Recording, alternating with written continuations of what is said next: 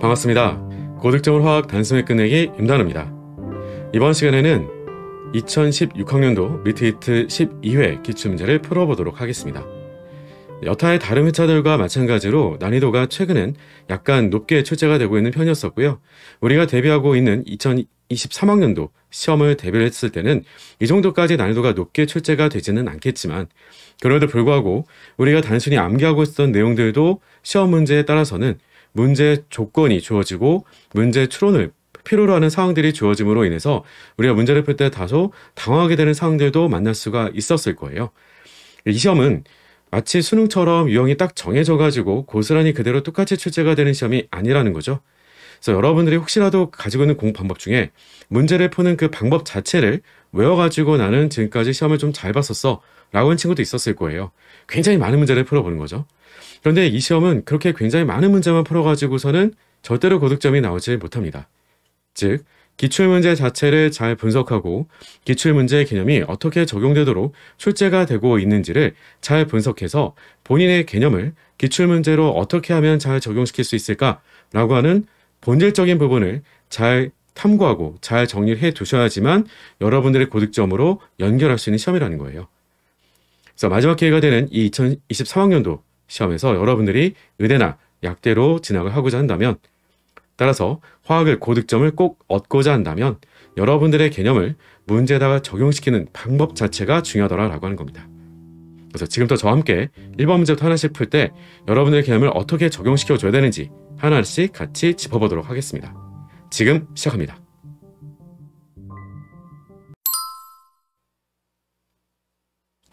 1번 문제 같이 풀어보도록 할게요.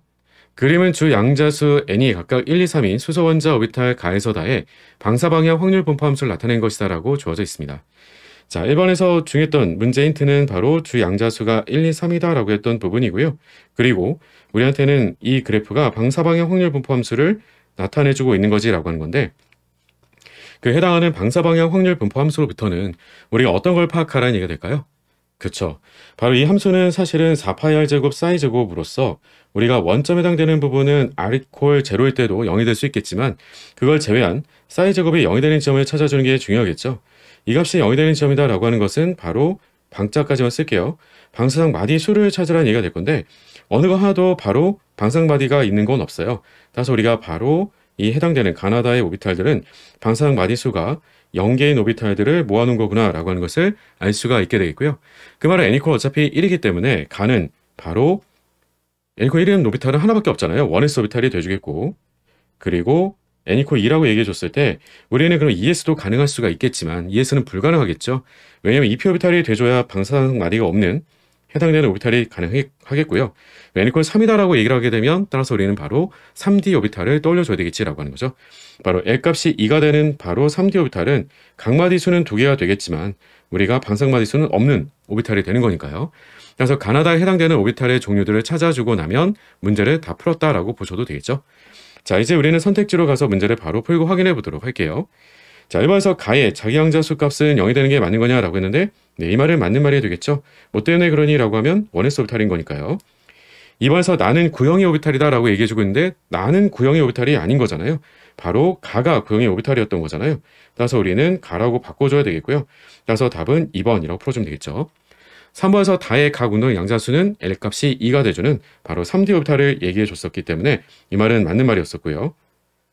그리고 4번에서는 다는 2개의 마디를 간다 라고 했는데 그 이유는 뭐 때문에 그런가 라고 했을 때 n값 때문에 그런 거잖아요. n값이 바로 3인 오비탈, 따라서 3 빼기 1이 전체 마디수가 되기 때문에 그렇더라 라고 하는 게 되겠고, 5번에서는 가와 나의 에너지 준위 간격은 나와 다의 에너지 준위 간격보다 크다라고 얘기를 했는데 이 말은 당연히 맞는 말이죠. 하지만 5번 같은 질문이 가능할 수 있는 이유, 조건이라고 하는 것도 반드시 다시 한번 상기시켜 두실 필요는 있어요. 그러니까 이런 부분들은 시험 문제로 물어볼 때 오로지 어떤 상황에 대해서만 다음같이 물어볼 수 있겠니? 라고 하면 문제 첫 줄에도 나와 있었던 것처럼 수소 원자일 때만, 즉 단전자계일 때만 다음 같은 질문이 가능하더라 라고 하는 거고요. 그래서 덕분에 우리는 가의 오비탈은 n값이 1인 오비탈이고 나의 오비탈은 n값이 2인 오비탈이고, 바로 나는 n값이 2인 오비탈이었고 다는 n값이 3인 오비탈이었기 때문에 에너지 준위 간격을 계산하는 게 중요했던 게 아니고요. 우리는 그 차이를 따지고 봤을 때 바로 n값이 작은 쪽을 가지고 비교만 해주면 그만이겠다라고 하는 거죠. 따라서 N값이 더 작은 쪽에 있을수록 우리가 에너지 준위 간격은 더 크다라고 했던 것. 계산이 아니기 때문에 우리는 다음과 같이 쉽게 판단을 해줄 수 있겠다라고 하는 거고요. 만약에 이 질문을 여기서 한 발만 더 들어와서 응용해서 질문 준다라고 한다면 바로 그 에너지 준위 간격에 해당되는 것만큼의 전자전이 해당되는 파장을 비교를 한다라고 한다면 그 파장은 어느 쪽이 더 크겠니라고 하면 파장은 반대가 되겠죠. 에너지 준위 간격이 크면 클수록 파장은 더 짧은 거니까요. 그게 방출했던 혹은 흡수를 했던. 오케이? 자, 따라서 답은 2번이라고 풀으시면 되고요. 1번 문제는 간단했었죠? 자, 우린 2번 문제로 넘어와서 문제 이어서 풀어보도록 할게요. 2번 문제 같이 풀어보도록 할게요. 다음은 원자, 수소, 탄소, 질소, 산소가 분자식에 나열된 순서대로 결합된 세 가지 분자이다라고 제시해주고 있고요. 이 분자들은 고리형은 아니다라고 제시를 해주고 있네요. 그리고 가장 타당한 루이스 구조를 근거로 원자과 껍질 전자성 반발 이론과 원자과 결합 이론을 적용하여 세 분자를 설명한 것으로 옳은 것은 이라고 주어져 있습니다. 자, 다만 화학식을 가지고 봤을 때 화학식을 구성하고 있는 원소의 개수들은 혹은 원소의 종류들은 다 서로 동일해요. 하지만 결합된 순서가 서로 다르다라고 주어져 있었기 때문에 서로의 관계는 일종의 우리가 구절성체 관계가 돼주겠고요. 다만 연결된 순서가 서로 다르다고 하고 있기 때문에 결합을 이루고 있는 결합수들이 조금은 차이가 날 수도 있을 거예요. 만약에 첫 번째 같은 수소의 산소, 탄소, 질소 순이다라고 하게 되면 이런 경우는 조금 수월하겠죠, 여러분들이. 왜냐면 수소하고 산소는 어차피 단일 결합 외에는 불가능하겠죠. 결합수가 하나로 연결이 가능하겠고요. 그 다음에 산소는 어차피 16족이라서 보통 결합수가 2개 혹은 아니면 하나 이중 결합으로 연결이 되잖아요. 그리고 탄소는 질소하고 결합을 어떻게 할 거니라고 하는 것만 고민해 주면 될 건데 질소는 15족이 되기 때문에 보편적으로 우리가 결합이 3개로 연결이 되는 편이죠. 따라서 다음같이 우리가 결합을 3중 결합을 연결해 주게 되면 탄소는 왼쪽으로는 단일 결합, 오른쪽으로는 3중 결합이 되주므로 옥텟을 만족하게 되는 형태의 바로 루이스 구조를 나타낼 수가 있게 되겠죠. 자, 그럼 그 가운데 있었던 HNCO는 어떻게 될 거니라고 하는 건데요. 어차피 일단 수소는 우리가 질소하고 단일 결합으로 연결해 줘야 될 거예요. 자, 그러면 질소는 앞서도 얘기했던 것처럼 15족이 되기 때문에 기본적으로 결합수가 3개로 연결되는 게 안정한 루이스 구조를 이루게 돼요. 옥텟 규칙에 만족하니까요. 자, 그래서 따라서 탄소하고는 우리가 결합수를 일단 2개로 연결하는 것을 먼저 고민해 줄 수가 있게 되겠고요. 그리고 탄소는 산소하고 우리가 결합수를 2개로 연결해 줘야 산소는 우리가 루이스 구조를 그리는 데 있어서 옥텟 규칙도 만족이 되고 형식전화도 0이 되는 안정한 루이스 구조를 만들어 줄 수가 있게 되겠죠. 맨 마지막에 있었던 탄소에 우리가 바로 수소와 직접 결합이 되어 있고요. 나머지는 질소, 산소 순으로 연결이 되어 있는 이 루이스 구조에서는 어떻게 그려가주면 될까라고 하는 건데 마찬가지로 일단 수소는 무조건 단일 결합 연결하는 것 외에는 없어요. 다만 탄소가 질소하고는 단일 결합으로 연결되는 건 어렵겠죠. 그리고 탄소는 어차피 14족, 8이 4개짜리이기 때문에 결합수가 4개로 연결이 되는 게 안정한 루이스 구조를 이루게 돼요. 옥텟 규칙을 이루게 되는 거겠죠. 그러면 질소는 어차피 우리가 15족이 되기 때문에 결합수 3개로 연결하는 건 당연히 맞을 것 같아요. 근데 여기서 끝나는 거냐라고 하면 그렇지 않죠. 오른쪽에 산소가 하나 더 있어요. 아, 그러니까 3중 결합은 안 되겠네? 이렇게 하시면 안 되겠죠. 어차피 질소는 결합수 하나는 더 연결이 가능해져요. 그럼 산소하고의 결합이 단일 결합 연결이 된다는 건 다름이 아니라 바로 질소의 형성하가 플러스가 되겠고요. 산소 형성하가 마이너스로 연결이 돼준다면 충분히 가능하겠죠. 오케이? 자, 그럼 앞에서의 우리가 루이스 구조들 중에서 롬페어까지 같이 좀 표시를 해보자라고 한다면 첫 번째 있었던 HOCN에서는 산소에는 우리가 롬페어가 2쌍이 있겠고요. 그리고 제일 끝에는 바로 탄소에 질소에 우리가 롬페어가 1쌍이 더 있겠고 그리고 가운데 있었던 루이스 구조에서는 수소에 질소와 결합이 되는데 질소와 결합수가 3개만 연결이 되어 있다고 하는 이유가 바로 롬페어가 1쌍 들어가야 되기 때문에 그런 거죠. 그리고 산소는 이중 결합으로 연결된 쪽에서는 바로 롬페어가 2쌍이 들어가게 되고요. 그리고 가장 오른쪽에 있었던 루이스 구조에서는 형식전화가 각각 플러스 1과 마이너스 1인데 산소 쪽에는 그러면 덕분에 결합수가 하나만 연결이 되어 있으므로 롬페어가 3쌍이 들어가주면 그만이겠죠. 자, 다음 같은 우리가 루이스 구조를 그려줬을 때 나머지 우리가 화학 종들에 대해서는 형식전화를 따로 표시를 하지 않았던 나름의 이유라고 한다면 모두가 나머지는 다 0이 되기 때문에 그런 거죠. 자, 그런 것들 늘 감안하시고 문제를 풀어가시면 될 것 같아요. 자, 1번에서는 HOCN은 직선형인 거냐라고 얘기해 줬을 때 혹여라도 착각하셔가지고 이 부분만 보고 산소, 탄소, 질소 이 세 부분만 보고 직선형이다라고 오해를 할 수도 있긴 할 거예요. 그런데 문제는 뭐냐면 이 수소도 있기 때문에 수소가 연결된 부분에는 바로 산소가 입체수가 2 플러스 2짜리 따라서 우리는 구분형이 돼줘야 되겠지라고 하는 거죠. 따라서 직선형은 안 되겠다라고 하는 거였어요. 뭐 때문에 그렇다고요? 아, 이 산소 때문에 그랬구나라고 하는 거죠. 산소 자리의 입체수가 바로 2 플러스 2, 본능페어 2개, 롬페어 2개 따라서 구분형이다라고 얘기를 해줬어야 되겠고요. 이번에서는 HNCO에서 탄소의 바로 혼소오비탈은 이라고 했는데 탄소 혼소오비탈은 어때요? 양쪽으로만 우리가 본딩 페어가 주어져 있는 셈이 되기 때문에 탄소에 바로 우리는 혼성오비탈이다라고 한다면 그러면 그 혼성오비탈은 따라서 바로 sp 혼성오비탈이 되어줘야 되겠지라고 하는 거죠. 실은 이 모든 분자 구조에서 탄소들은 다 마찬가지예요. 양쪽으로만 결합이 있고요. 자신한테서는 다른 결합은 없어요. 즉 바로 다른 결합도 없을 뿐더러 롬표도 없다라고 하는 거죠. 따라서 덕분에 혼성오비탈을 따져주게 되면 이 모든 세 분자 모두 다에서 탄소에 바로 우리는 혼성오비탈은 모두가 다 sp 혼성을 가지고 있더라라고 하는 거니까 어쨌든 2번도 틀린 게 되겠죠. 따라서 우리는 sp2 혼성이다라고 얘기해 줬기 때문에 틀렸고요. 3번에서는 HCNO라고 했었던 가장 오른쪽에 있었던 분자 구조에서 산소는 3개의 비공유 전자쌍을 갖느냐라고 얘기를 했는데 이미 그림으로 표현했던 것처럼 세 쌍의 롬표를 가지고 있는 거죠. 바로 3번이 답이 되주겠고요. 4번에서는 탄소하고 질소 사이 결합은 모두가 다 삼중결합인 거니? 라고 하는 건데 얼핏 보면 다 삼중결합인 것 같죠. 하지만 우리가 결합에 대한 차이가 좀 생기는 부분이 있다는 거예요. 가운데 있었던 분자 구조에서는 삼중결합이 아니라 바로 우리한테는 다음과 같이 이중결합으로 보여지고 있구나 라고 하는 거죠. 따라서 우리가 모두라고 얘기했기 때문에 틀렸다라고 하는 거고요. 질소의 형산화는 모두 다 같은 거니? 라고 했는데 이것도 마찬가지가 되겠죠. 모두가 될 수는 없어요. 세 번째 분자 구조에서 우리는 플러스 1의 형산화를 가지고 있었구나 라고 하는 거고요. 이 질문은 마찬가지예요. 산소에 대한 형산화가 모두 다 같은 거니? 이렇게 얘기했어도 틀리게 되겠죠. 그래서 마찬가지로 질소 대신에 산소라고 바꿔놔도 5번은 오답이 되겠다라고 하는 거고요. 탄소나 수소라고 얘기한다면 그건 맞겠지라고 하는 거죠. 자, 따라서 우리는 가장 마지막에 쓰던 분자 구조가 O와 산소에는 마이너스 그리고 질소는 플러스 1의 형산을 가지고 있었기 때문에 5번도 틀렸다라고 해줘야 되겠고 그래서 답은 3번이라고 풀어주시면 되겠네요. 간단하죠? 자, 이어서 3번 문제 같이 풀어보도록 할게요. 3번 문제 같이 풀어보도록 할게요. 그림은 탄소의 원자 오비탈로부터 만들어진 C2의 분자 오비탈 에너지 준위 일부를 나타낸 것이다 라고 주어져 있습니다.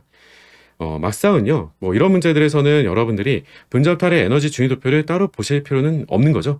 바로 문제로 넘어가서 문제 풀고 넘어가도록 할게요. 자, 아래쪽에 그 그림을 이용해서 바닥 상태의 탄소 분자, 탄소의 C2의 2-라고 주어져 있는 이 이온성 분자 화합물에 해당되는 내용으로 옳은 걸 보이서 인대로 골라라 라고 제시해주고 있습니다. C2라고 얘기했을 때는 상자성이 되는 게 맞는 거냐라고 얘기해줬는데 이 말은 틀리게 되겠죠. 왜냐면 원자과 전자수의 합을 가지고 판단을 해보게 되면 원자과 전자수의 합이 탄소는 원자과 전자수가 바로 4개씩이잖아요. 따라서 우리는 8개가 돼주겠고요. 8개에 해당되는 그 전자 배치라고 하게 되면 따라서 우리는 바로 파이 2p에만 N2형이 되는 거니까 전자 4개가 다 채워지기 때문에 따라서 우리는 홀전자가 없는 반자기성이라고 얘기해 줄 필요가 있겠죠. 물론 여러분들이 조금 더 문제를 더 빠르게 잘 푸시는 분들 가운데서는 어떻게 기억하고 있을 사람도 있을 거냐면 아예 그냥 강조를 드려보도록 할게요. 우리가 동해 이원자 분자, 예를 들어서 A2라고 하는 형태로 작성해 보도록 할게요.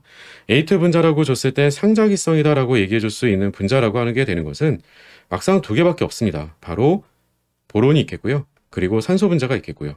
이 2가지 제외하면 아예 없다라고 보시면 되는 거예요.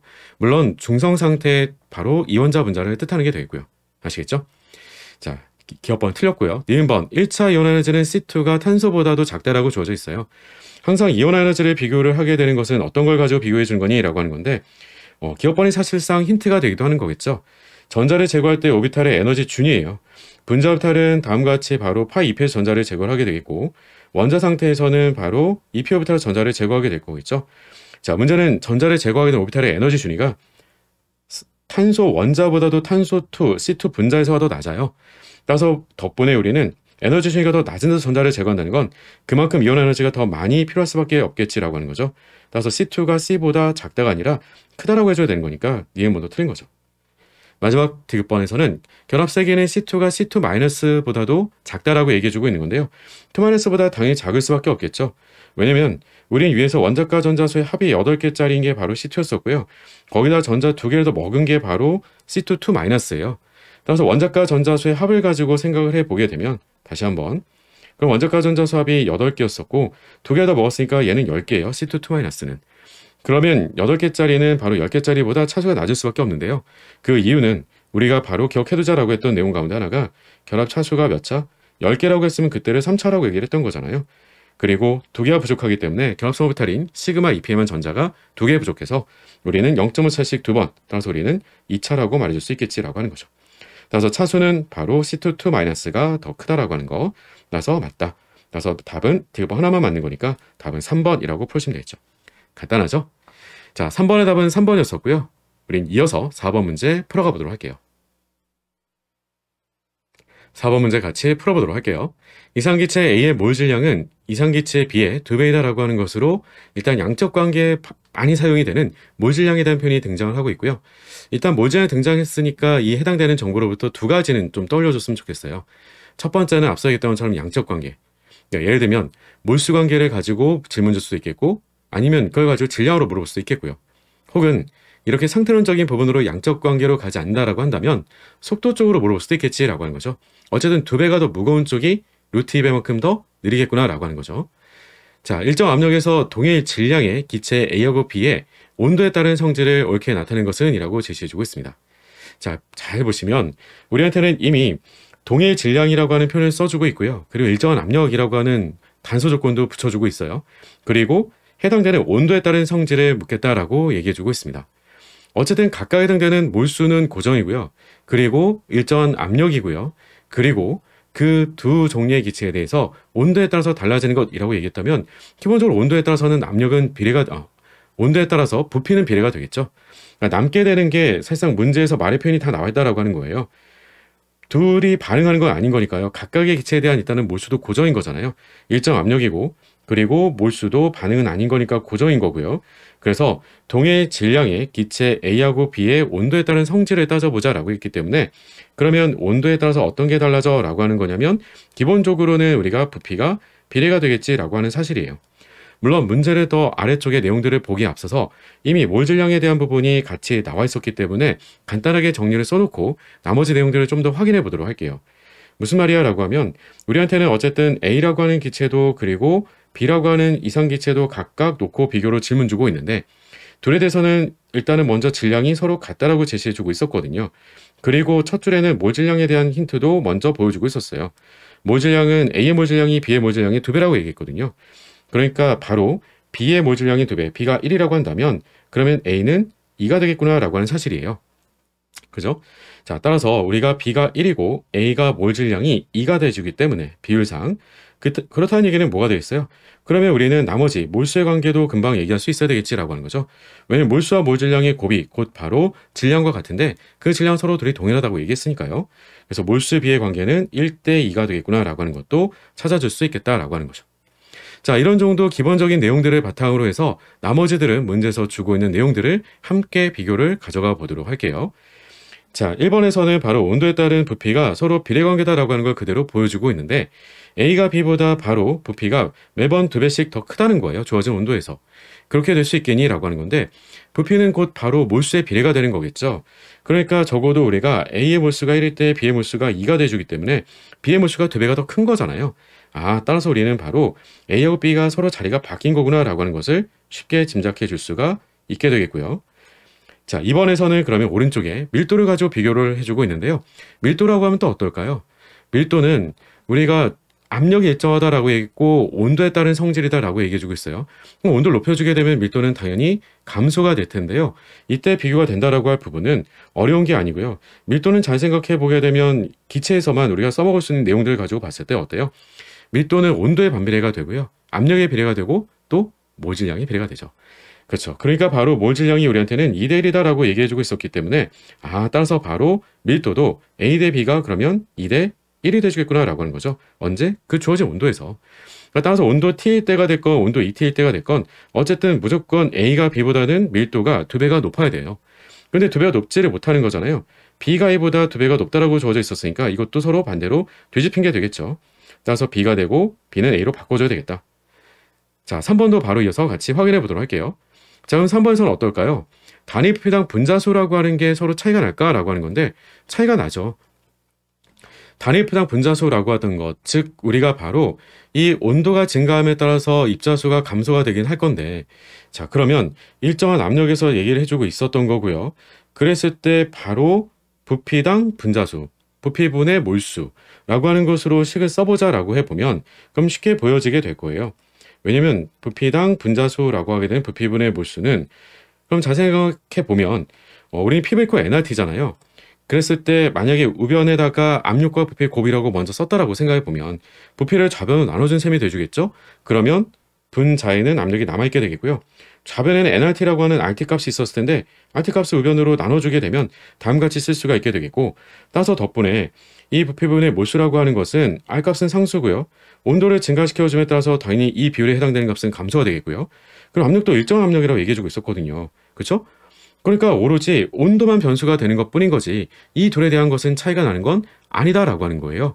그러니까 이 둘에 대한 것은 그래프가 서로 겹쳐져야 되겠지라고 하는 거죠. 따라서 우리가 B하고 A는 서로 같은 그래프의 모양을 똑같이 겹쳐진 형태로 가지고 있어야 되겠다라고 하는 겁니다. 오케이? 자, 3번에서는 평균 운동 에너지를 가지고 얘기해주고 있었는데요. 이것도 마찬가지가 되겠죠. 우리가 온도에 따라서 평균 운동 에너지는 서로 비례만 되는 것뿐인 것이고 입자수나 이런 부분들은 고려가 될 건 아닌 거잖아요. 만약에라도 입자수를 서로 설령 고려한다라고 할지라도 최소한 평균 운동 에너지는 말이 안 될 거예요. 지금같이 A가 B보다 2배가 더 클 거다? 그렇지 않죠. 왜냐면 온도는 일정한데 몰수가 누가 더 많은 거니라고 했을 때 분명히 몰수는 A보다 B가 2배가 많았거든요. 그러니까 B가 2배가 더 많은 거니까 만약에라도 내부 에너지로 물어봤다라고 하더라도 그래프는 B하고 A가 서로 자리가 바뀌어야 되는 건데 지금 같은 경우는 어차피 평균 운동 에너지만 가지고 질문 주고 있었기 때문에 평균 운동 에너지는 오로지 온도에만 배려가 되는 거지 나머지는 고려 대상이 아니다라고 하는 게 되겠죠. 따라서 바로 A하고 B가 서로 동일하게 겹쳐지게 되는 형태로서의 그래프로 바꿔줘야 되겠구나라고 하는 거예요. 그러면 어차피 우리한테는 1, 2, 3, 네, 요게 4번이 되겠죠. 요 4번까지도 다 틀린 게 되겠죠. 그럼 5번은 뭘까? 5번을 가서 봤더니 분자의 평균 속력이었어요. 이러면 이제 사실은 좀 수월해지죠. 우린 이미 몰 질량이 A가 B보다 2배가 더 무겁다라고 하는 것을 봤던 상황이 되기 때문에 그러면 2배 더 무겁다라고 하는 건 뭐가 되겠어요? 바로 평균적인 속력으로서는 2배가 더 빠른 게 아니라 루트 2배만큼이 더 빠르겠구나라고 하는 것을 짐작해 볼 수 있겠지라고 하는 거죠. 따라서 답은 5번이 맞구나라고 하는 거죠. 하나하나씩 일일이 사실은 다 점검해 나가면서 여러분들하고 비교를 해봐서 그런 거지 왜냐면 이제 그래프가 여러 개가 주어지다 보면 좀 당황스러울 수 있거든요. 네, 하지만 결국은 상태론 문제에 해당되는 내용들이 됐건 혹은 운동론에 관련된 문제가 됐건 이상기체에서 반응이 아닌 즉 양적 관계가 아닌 내용들이다라고 한다면 A, B 두 가지 기체에 대해서 상태 변수들에 대한 것들만 비례관계들로 쭉 정리만 써놓고 나서 보면 문제를 아주 손쉽게 풀 수 있겠다라고 하는 겁니다. 아시겠죠? 4번의 답은 5번이었었고요. 우리는 이어서 5번 문제로 넘어가 보도록 할게요. 5번 문제 같이 풀어보도록 할게요. 그림은 두 가지 이온성 고체 X와 Y의 단위세포를 나타낸 것이다 라고 주어져 있고요. X는 음이온이 면신빵으로 배열되어 있고 틈새에 형성된 모든 팔면체 구멍에 양이온이 채워진 구조이다 라고 제시를 해주고 있습니다. 즉 왼쪽에 있었던 X는 이를테면 우리한테 어떤 걸 보여주고 있는 거니 라고 했을 때 이런 내용들은 사실 암기가 됐으면 훨씬 더 좋죠. 다음같이 음이온이 우리가 바로 면신빵의 배열을 가지고 있고 그리고 다음같이 팔면체 구멍 자리, 즉 모서리 틈새 자리에 양이온들이 사이사이 이렇게 쏙쏙쏙 들어가 있게 되는 형태들을 취하고 있는 것을 우리는 흔히 NaCl형, 염화소듐형이다라고 얘기를 하는 거죠. 자, 그리고 Y는 음이온이 면신빵의 배열을 가지고 있고 그 틈새에 형성된 모든 사면체 구멍에 양이온이 채워진 구조를 나타내주고 있다라고 보여주고 있습니다. 즉 Y와 같은 형태를 우리는 흔히 CaF2형이라고 하는 형석형이라고 하는 대표적인 우리가 이온 결정성 구조로부터 암기를 하고 있는 내용이죠. 물론 그때는 우리가 바로 꼭지점 자리에 있게 되는 즉 면신빵 자리를 채우고 있는 것들이 칼슘이가 양이온이라고 얘기를 하지만 항상 그렇게 우리가 양이온과 음이온이 1대2의 비율로만 결합을 하고 있는 걸 보여주고 있는 건 아니잖아요. 반대로 2대1도 가능한 거니까 그 반대로 2대1을 보여주고 있는 게 다음과 같은 Y라고 하는 이온 결정성 고체를 보여주고 있는 게 되겠죠. 즉 제 표현은 이런 거예요. 여기서 얘기하고 있는 양이온과 음이온이라고 하는 것들을 우리가 만약에 예를 들어서 A하고 B라고 얘기해보자 라고 한다면 그러면 양이온을 우리가 A라고 얘기를 하고요. 그리고 음이온을 B라고 얘기를 해보도록 할게요. 그러면 이 오른쪽에 Y를 가지고 보게 되면 양이온은 우리가 모두가 다 사면체 구멍에 8개 자리에 모두 다 채워져 있는 걸 볼 수가 있어요. 즉 화학식으로 보자라고 하게 되면 그 Y라고 했던 것의 화학식은 다름이 아니라 A2B라고 얘기해 줄 수가 있게 되겠고 그리고 X라고 했던 것은 이를테면 A하고 B가 서로 1대1로 결합을 하고 있기 때문에 우리는 마치 A, B라고 얘기할 수 있겠다라고 하는 거죠. 여기서 주요하게 우리가 좀 봐줘야 될 부분 가운데 하나는 X하고 Y를 각각 이루고 있는 거 그냥 A, B, C, D라고 한번 얘기를 해보도록 할게요. 그래서 왼쪽에서는 A, B라고 얘기를 하고요. 오른쪽에서는 C, D라고 얘기를 해보도록 하죠. 자, 그러면 X는 우리가 A, B로, 그리고 양이온과 음이온이 양이온을 C, 음이온을 D라고 한다라고 하게 되면 양이온이 우리가 단세포당 8개가 채워져 있기 때문에 C2D라고 얘기해 주면 되겠죠. 자, 이때 주의점은 바로 전하예요. 음이온의 전하가 바로 Y에서는 2-가 돼주겠고요. 그리고 C라고 했던 양이온은 플러스 1가라고 얘기해 줘야 되겠죠. 마찬가지로 우리가 A, B라고 했을 때는 서로의 전하가 서로 동일하다는 거예요. 그러니까 최소한 적어도 플러스 1가, 마이너스 1가로 서로 같던지 아니면 플러스 2가, 마이너스 2가로 서로 같던지 이런 식으로 전하가 서로 반드시 같아야 되겠다라고 하는 겁니다. 오케이? 자, 나머지들은 밑에 주어져 있는 빈칸을 채워가면서 문제를 풀어가 보도록 할게요. 자, 그래서 단위세포당 양윤의 개수라고 하는 것으로 물어봤었는데 이미 앞서서 우리가 봤던 바대로 B라고 했던 음이온은 단위세포당 들어있는 그 개수라고 하는 게 4개가 들어있겠죠. 왜냐하면 B는 우리가 바로 면시입방의 별을 가지고 있으니까요. 그리고 그 사이사이들의 A라고 했었던 양이온들이 채워져 있었던 건데 양이온들은 어떤 자리를 채우고 있었니라고 하면 팔면체 틈새 자리, 팔면체 구멍을 채우고 있었다라고 하는 거고요.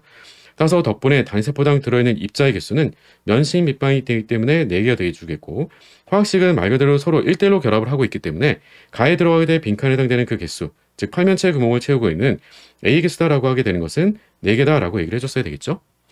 자, 그리고 오른쪽에서의 단위세포당 양윤의 수라고 했던 것은 이미 제시를 해줘서 보여주고 있었던 건데 그 C라고 했던 녀석이 어떤 구멍을 채우고 있었던 거니? 라고 얘기해 줬을 때는 바로 왼쪽에서 양윤이 팔면체 구멍을 채우고 있었던 것과는 다르게 더 작은 구멍에 채워져 있었던 거죠. 바로 사면체 구멍을 채우고 있었기 때문에 그 사면체 구멍 모두 다 채우고 있다 보니까 단위세포당 들어있는 개수가 8개가 들어있었던 거고요. 마찬가지지만 D라고 했던 음이온은 앞서서에 우리가 바로 B라고 했었던 음이온과 마찬가지로 똑같이 면시입방의 별을 가지고 있으니까요. 면시입방의 별을 가지고 있다라고 하는 것은 무슨 말이에요? 단위세포당 들어있는 개수가 4개가 되겠구나 라고 하는 게 되겠죠.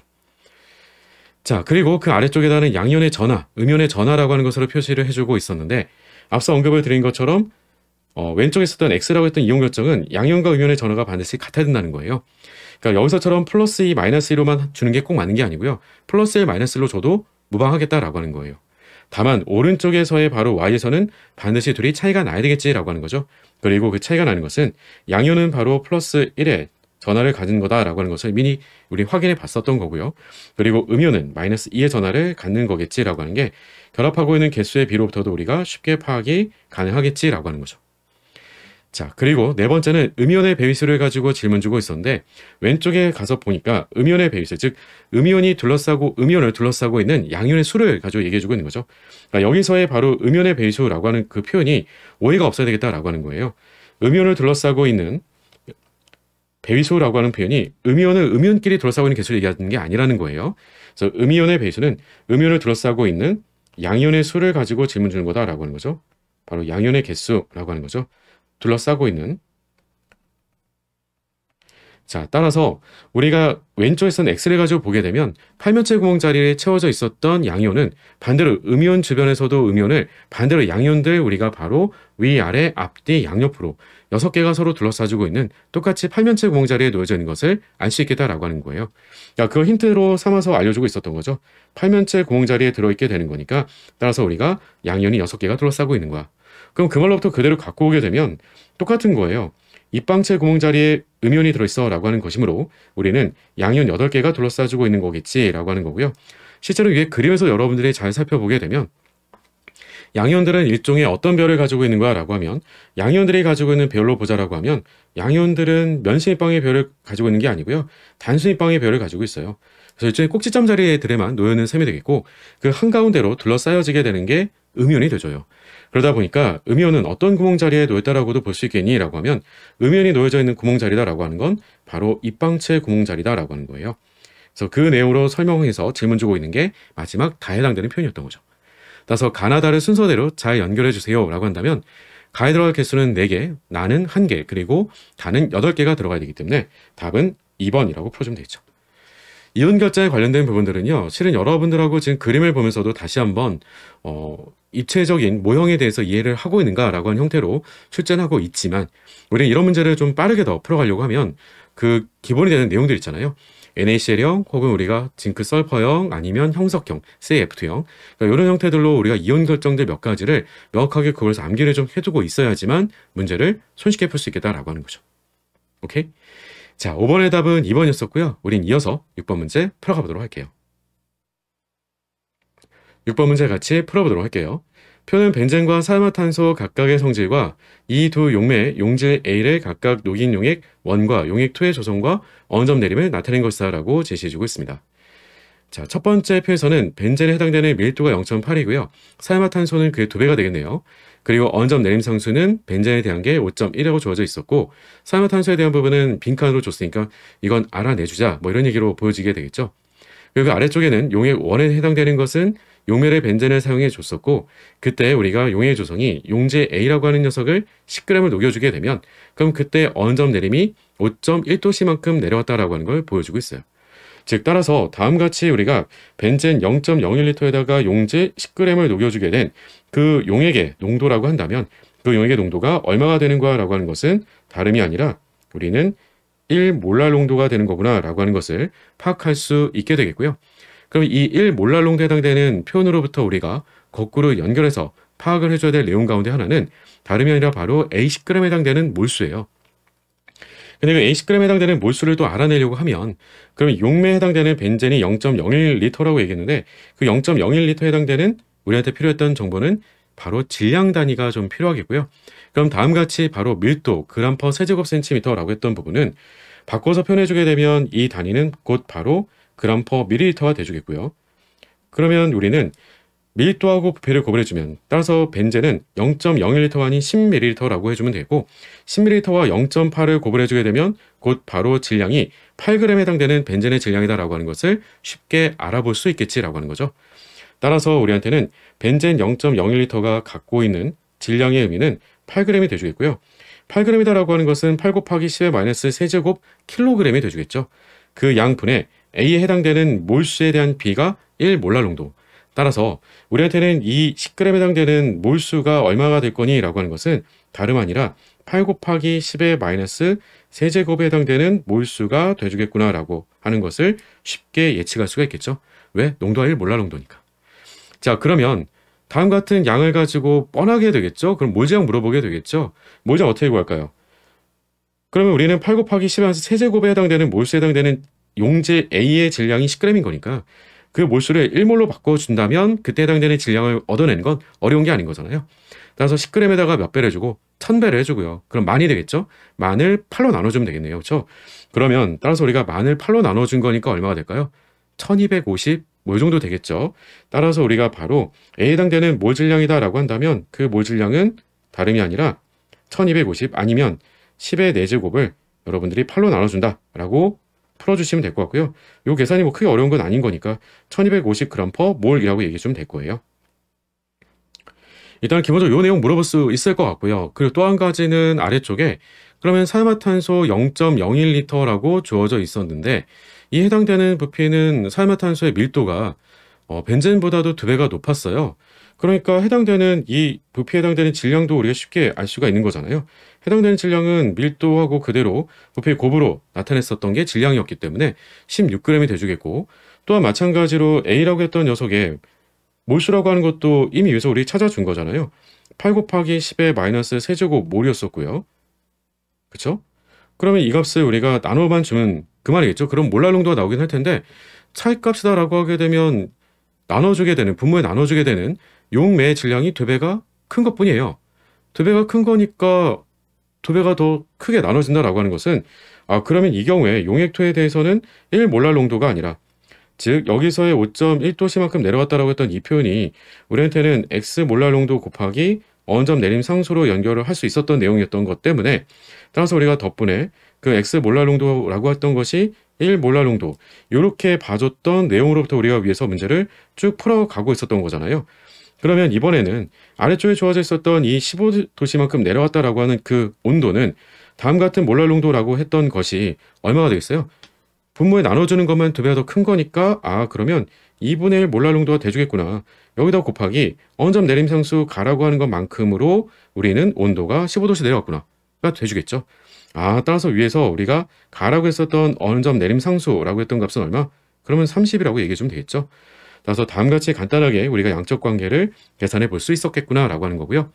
따라서 기업번에서는 용의 원의 몰랄 농도는 1.0 몰랄 농도는 맞는 말이었었고 A의 분자량은 0.1분의 10?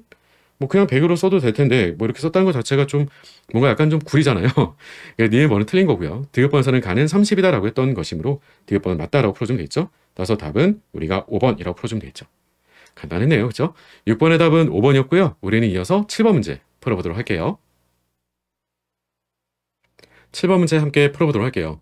그림은 25도시에서 CO2 기체와 관련된 반응 경로와 각 단계의 표준 반응 엔탈피를 나타낸 것이다 라고 주어져 있습니다. 자, 어떤가요? 사실 이렇게 기호로 주어져 있으면 또 더 싫어하시는 분들도 간혹 있긴 한데 개인적으로 저는 기호를 조금 더 추천드려요. 친숙하게 보셨으면 더 좋겠어요. 왜냐면 계산은 아니잖아요. 그럼 시간을 상당 부분 좀 줄여갈 수도 있을 거거든요.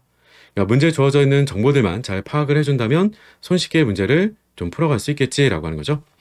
자, 델타 H1, 델타 H2, 델타 H3, 델타 H4, 델타 H5에 해당되는 각각에 대한 의미가 뭐냐라고 하는 것들을 아래쪽에 주어져 있는 반응 엔탈피로서 질문 주고 있어요. 하나씩 연결하면서 그냥 그대로 바로 풀어보도록 할게요. 기업번서는 CO2 기체 표준 생성 엔탈피는 마이너스 델타 H5가 되는 게 맞느냐? 맞는 말이죠. 왜냐라고 하면 다음에 주어져 있던 방향의 델타 H5는 바로 CO2라고 했던 분자로부터 누가 만들어지는 거니? 라고 했던 거냐면 각각이 바로 탄소의 고체 흑연과 그리고 산소 기체 분자가 만들어지는 것으로 제시를 해주고 있었기 때문에 기업번에 해당되는 것은 방향을 반대로만 바꿔주면 그만이겠죠. 따라서 우리가 다음 같은 CO2 기체가 만들어지기 위해서는 부호를 반대로 역반으로 바꿔줘야 되는 것이므로 기업번은 맞다라고 읽어주시면 되겠고 니은번선 CO2 기체 총결합 에너지라고 얘기했는데 이런 표현들은 잘 쓰진 않아요. 다만 총결합 엔탈피라고 하는 표현으로 제시해주고 있었기 때문에 그 말은 곧 우리가 바로 CO2 기체 분자로부터 결합을 끊어내서 어떤 상태로 만들어줘야 돼 라고 했을 때 이걸 갑자기 탄소고체 흑연 이렇게 얘기하시면 안 된다는 거죠. 결합을 끊어내게 되면 탄소기체 원자가 되는 거고요. 그리고 산소기체 원자가 되는 거니까 두 개의 산소기체 원자로 만들 때 필요한 에너지를 질문으로 주고 있었고 그게 3번, 4번 과정을 가지고 말할 수 있겠니? 라고 하는 건데 그 3번, 4번 과정이 다 반대로만 가주면 그만이겠죠. 그래서 방향이 반대가 되는 거니까 따라서 우리는 니은번에서는 델타 H4도 마이너스를 그리고 델타 H3에 대한 것도 부호를 마이너스로 반대로 바꿔준다면 그러면 반대로 바꿔서 우리가 탄소기체 원자 산소기체 원자로 바꿔줄 수 있게 되므로 따라서 니은번은 방향을 반대로 바꿔줘야 되겠다. 따라서 니은번은 틀렸지라고 해줘야 되겠죠. 그래서 둘을 묶어가지고 우리는 마이너스를 붙여줘야 되겠다. 마지막 디귿번 일산화탄소 기체의 표준 연소 엔탈피는 하고 질문 주고 있었는데요. 표준 연소 엔탈피는 잘 알고 있는 대로 제가 여러분한테 니은번에 해당되는 내용을 일부러 힌트로 좀 보여드린 거예요. 무슨 말인데 라고 하면 우리는 다음 같은 표현들이 나왔을 때 연소 엔탈피에 해당되는 반응식이 곧 바로 정의대로 작성이 될 수 있어야 문제를 손쉽게 풀어갈 수 있을 거다라고 하는 거예요. 따라서 다음같이 2분의 5투 기체라고 반응을 한 그 결과로 안전 연소 생성물이 되는 것은 따라서 CO2가 되는 거겠죠. 이때 우리가 바로 반응 엔탈피를 묻고 있구나 라고 하는 건데 이 내용은 다름이 아니라 누굴 가지고 문제를 풀어주자라고 할 수 있는 거냐면 표준 생성 엔탈피를 가지고 문제를 풀어줄 수도 있겠고 아니면 헬스의 법칙을 가지고 문제를 풀어줄 수도 있겠지라고 하는 거죠. 왜냐면 지금 주어져 있는 걸 가지고 보게 되면 이산화탄소 기체로부터 CO2 기체가 만들어지게 되는 것은 곧 바로 델타 H4예요. 앞서 니은번선은 방향 반대로 바꿔주는 거니까 마이너스를 붙여줬지만 지금처럼 그대로 우리가 그 해당되는 방향으로 그대로 와주게 되면 그러면 우리는 바로 일단은 델타 H4라고 하는 것을 가지고 올 수가 있게 되겠고요. 다만 문제는 뭐냐면 산소기체 원자는 제거를 해줘야 돼요. 대신 산소기체 분자가 같이 더해져야 되겠죠. 근데 산소기체 분자가 더해지려고 하면 그러면 2분의 5투 기체 분자가 필요했었고 산소기체 원자가 필요한 거니까 우리한테는 2분의 5투가 와줄 필요가 있겠고 그걸 그대로 더해주기만 하면 되겠지라고 하는 거죠. 따라서 디귿번에서는 다음과 같이 델타 H4에다가 더하기 2분의 1의 델타 H2를 더해주면 되겠구나 라고 하는 거예요. 그런데 그 앞에다 또 마이너스를 갑자기 붙여놨으니 이 마이너스만 떼주면 그만이겠지라고 하는 거죠. 따라서 답은 기업번 하나만 맞는 거니까 답은 1번이라고 풀어주시면 되겠죠. 기본적인 반응 엔탈피에 대한 정의들만 잘 기억하고 있다고 한다면 여러분들이 문제를 훨씬 더 수월하게 풀어갈 수 있게 될 겁니다. 자, 우리는 7번까지 같이 풀어봤었고요. 이어서 8번 문제 같이 풀어보도록 할게요. 8번 문제 같이 풀어보도록 할게요. 그림은 HOCl이라고 하게 되는 하이퍼화 염수산을 가지고 얘기해주고 있네요. pK 값이 7.5라고 주어져 있었고요. 이 녀석과 NaOCl이라고 하게 되는 그의 짝 염기가 돼주겠죠. 어차피 소듐 양이온은 구경꾼 이온이니까 보이더라도 여러분한테 의미가 없다는 거예요. 그러니까 소듐 양이온 제껴놓고 OCl-, 즉 하이퍼 염수산 이온과의 혼합 수용액에서 pH에 따른 HOCl의 분율을 나타낸 것이다 라고 제시해주고 있고요.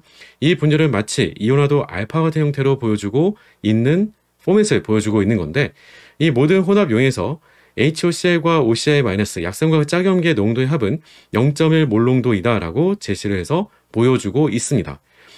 특히나 이런 분율에 관련된 내용은 우리가 산헤리도와 같은 문제들에서 혹은 산헤리도와 같은 개념에서도 공부할 때 강조가 되는 거지만, 그 분율에 대한 값이 0.5일 때가 늘 제일 중요하죠.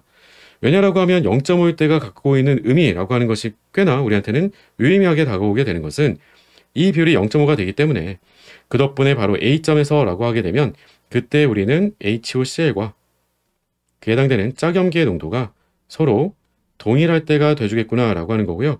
그럼 그때 우리는 해당되는 바로 용액의 pH라고 하는 것이, 즉 A점에서 그대로 우리가 수직으로 내려주게 되면 그럼 우리는 pH를 읽어줄 수가 있게 될 건데, 그 pH라고 하는 것이 얼마가 되겠니 라고 하는 거냐면 위에서 먼저 문제에 제시가 되어 있었던 pK 값 7.55라고 읽어줄 수 있어야 되겠지 라고 하는 거죠.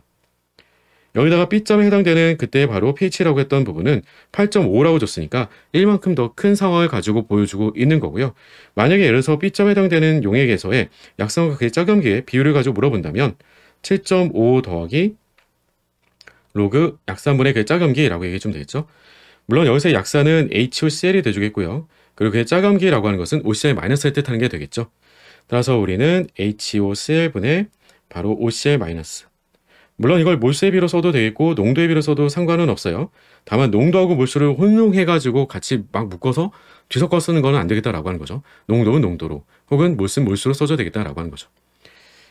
이 농도에 대한 비율이 10대 1이 되기 때문에 전체 농도 0.1을 기준으로 해서도 물어본다면 거기에 맞게 11분의 1배 이런 식으로, 혹은 11분의 10배 이런 식으로 값을 구해주는 것도 가능할 거다라고 하는 거죠. 자, 이에 대한 설명으로 옳지 않은 것은 이라고 하는 것들이 아래 주어져 있는 선택지들이었었고요. 관련 내용들 보고 문제 풀어가 보도록 할게요. 자, 1번에서는 OCl-의 pK B값은 6.45가 되는 게 맞는 거니? 라고 했는데, 이런 부분들은요 굳이 복잡하게 계산하려고 하지 마시고요. pK B값은 결국은 우리가 바로 둘을 합해주면 물의 자동이나 상수로부터 오게 되는 바로 14하고 같아야 되는 거니까 14 빼기 pK 값 7.5가 맞는지를 6.44로 놓고 확인만 해보시면 되겠죠. 그럼 1번은 맞는 말이 되겠고요.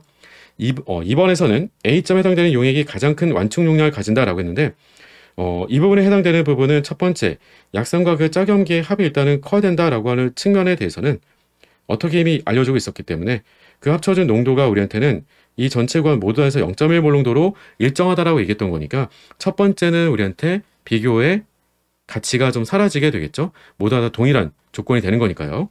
따라서 동일 조건이 되는 것이므로 첫 번째는 의미가 없겠지만 최소한 적어도 두 번째는, 따라서 우리가 약산과 그의 짝염기의 차이가 작으면 작을수록 그럴수록 우리는 완충 용량이 크다라고 했던 거죠. 즉 pH 변화가 작다라고 얘기했던 거였어요. 그러니까 완충 용량이 가장 크다라고 하는 표현 대신에 바꿔서도 준다라고 한다면, 그러면 pH 변화가 가장 작은 것이라고 하는 것으로도 같은 표현으로 말해줄 수 있겠다라고 하는 거죠. 어쨌든 A점은 맞는 말이 되어주겠죠. 3번에서 B 용액에 해당되는 용액에서는 HOCl분의 OCl-에 대한 농도의 비가 10이 되는 게 맞는 거냐라고 했는데, 이미 우리는 같이 확인해 볼 수 있었던 거잖아요. 7.55보다 8.5는 바로 pK 값이 pH하고 1만큼 차이가 나요. 1만큼 차이가 난다라고 하는 건 약산분의 그 짝염기에 대한 농도비라고 하는 부분이 얼마가 돼줄 때 가능한 거니라고 하면 로그 10을 만족시켜 줘야 되므로 1분의 10일 때 우리가 가능하겠지라고 하는 거죠. 따라서 3번도 맞는 말이 되주겠고, 4번에서는 A에 해당하는 용액에 1리터에다가 1몰 농도의 HCl 1ml를 첨가해 주게 된다면 이라고 얘기해 주고 있어요. 어차피 A점에 해당되는 용액이다라고 했던 부분은 몰 분율이 우리가 바로 일종의 우리가 몰 분율이 둘 다 2분의 1씩, 둘에 대한 농도의 합이 0.1인데 전체가 1리터라고 얘기해 줬던 거니까 각각에 해당되는 우리가 약산과 그의 짝염기의 몰 농도는 0.05몰 농도, 그리고 1리터였으므로 몰수라고 한다면 0.05몰, 즉 50ml몰씩 들어있는 상황이었던 거죠. 자, 그런데 여기다가 강산을 얼마나 넣어준 거니라고 하면 1몰 농도의 1ml, 즉 1m몰만큼을 넣어주게 된 거죠.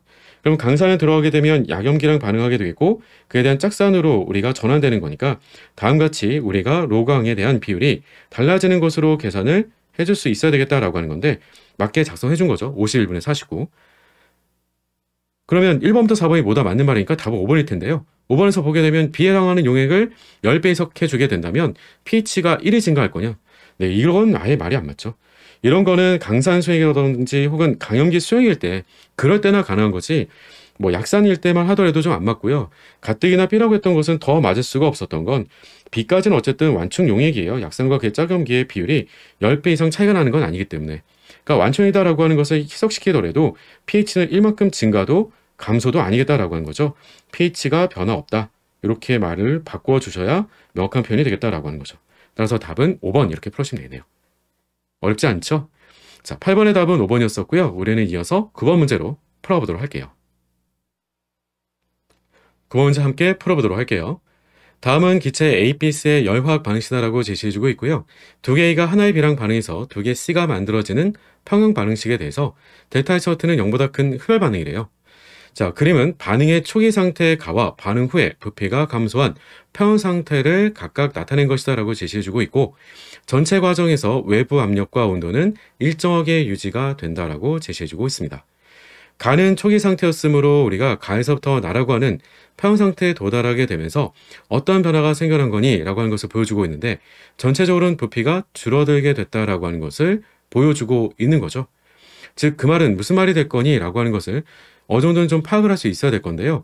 현재 초기 상태에서 라고 한다면 최소한 우리는 어떤 것을 작성할 수 있을까라고 하는 게 평형상수는 몰라요. 초기 상태이므로. 하지만 q-값 정도는 제시해 줄 수가 있게 되겠고요. 반응물인 A가 2기압으로 있으니까 개수가 2이므로 2의 제곱이 돼주겠고 곱하기 B에 해당되는 분압은 2기압, 개수가 1인 거니까 2분의 우리가 바로 생성물인 C는 우리가 1기압으로 주어져 있는데 개수가 2니까 1의 제곱으로 따라서 바로 2의 제곱 곱하기 2, 8분의 1이구나 라고 하는 것을 쉽게 알아차릴 수가 있게 되겠고요. 앞서도 얘기를 했지만 그림을 통해서 보게 되면 전체적인 부피가 줄어들게 되는 것을 볼 수가 있어요. 평형 상태에 도달하게 되면서 부피가 줄어든다라고 하는 말과 동의어가 될 부분은 다름이 아니라 바로 몰수가 줄어든다예요. 왜냐라고 하면 토탈의 몰수가 줄어든다라고 얘기해 줄 수 있어야 될 부분은 어떤 게 일정하기 때문에 그런 거니? 라고 했을 때 위에서 말로 줬었던 바로 우리가 토탈에 대한 기체 압력, 즉 외부 압력, 그리고 온도가 일정하기 때문이다 라고 하는 거죠. 이 두 가지가 고정된 변수가 되다 보니까 부피는 몰수에 그대로 비례가 되는 내용을 가지고 우리는 어떤 변화가 생겨나는지 말해줄 수 있겠다라고 하는 거죠. 즉 이렇게 기체상의 입자수가 감소가 되는 방향이다라고 하는 것은 어느 방향이 되겠어요? 그쵸, 정반응이 돼주겠죠.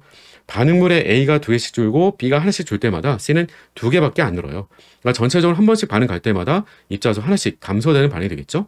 따라서 덕분에 우리는 입자수가 감소가 된 정반이 진행된 거구나 라고 하는 것을 알 수가 있게 되겠고요.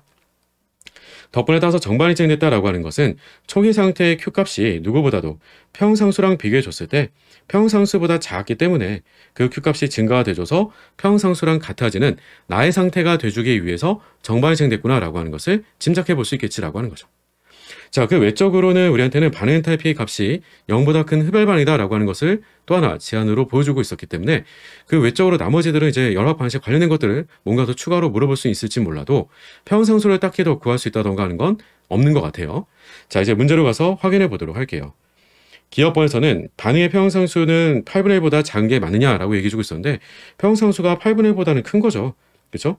따라서 기업번은 틀렸다라고 해줘야 되겠고 니은번서는 그럼 가에서 나로 바뀌는 과정에서 내부 에너지의 변화량 델타 E는 엔탈피 변화량 델타 H보다 큰 게 맞느냐라고 얘기해주고 있는데 앞서도 언급을 드렸지만 정반이 진행되주면서는 입자수가 감소되는 반응이에요.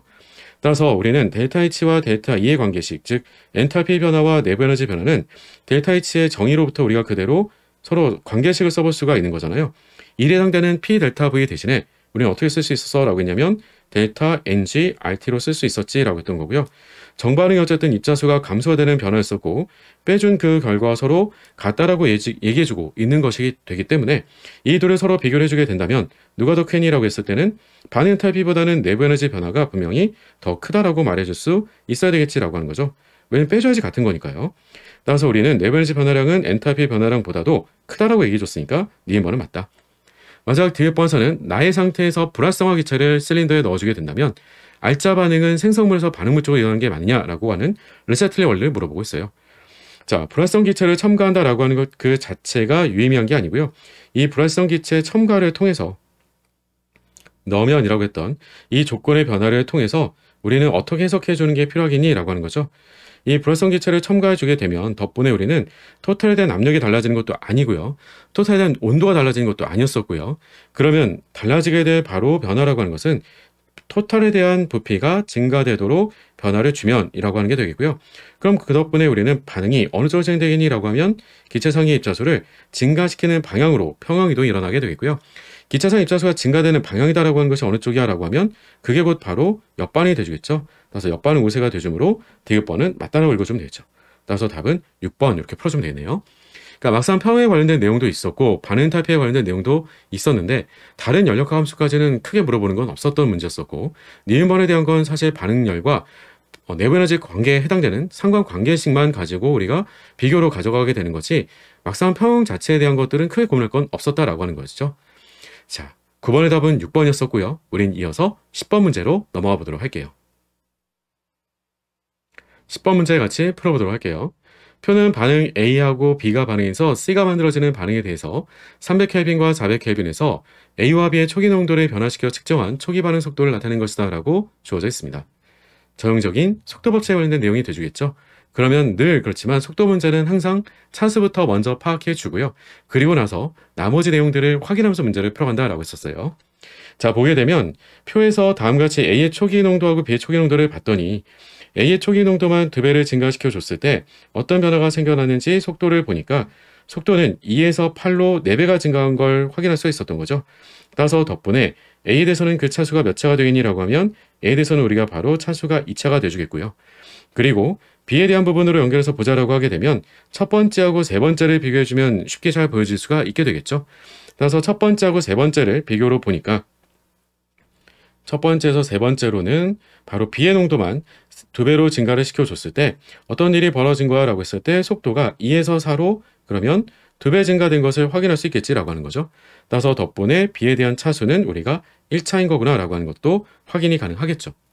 자, 여기다가 덧붙여서 첫 번째 주어진 정보로부터는 어떤 것도 우리는 알아낼 수 있을까라고 하면 농도들에 대한 곱과 바로 속도 상수라고 하는 것을 곱을 해주게 되면 그게 곧 바로 초기 반응 속도랑 같은 속도 법칙에서 우리가 주어진 정보로부터 속도 상수까지는 쉽게 얻어낼 수가 있는 거잖아요.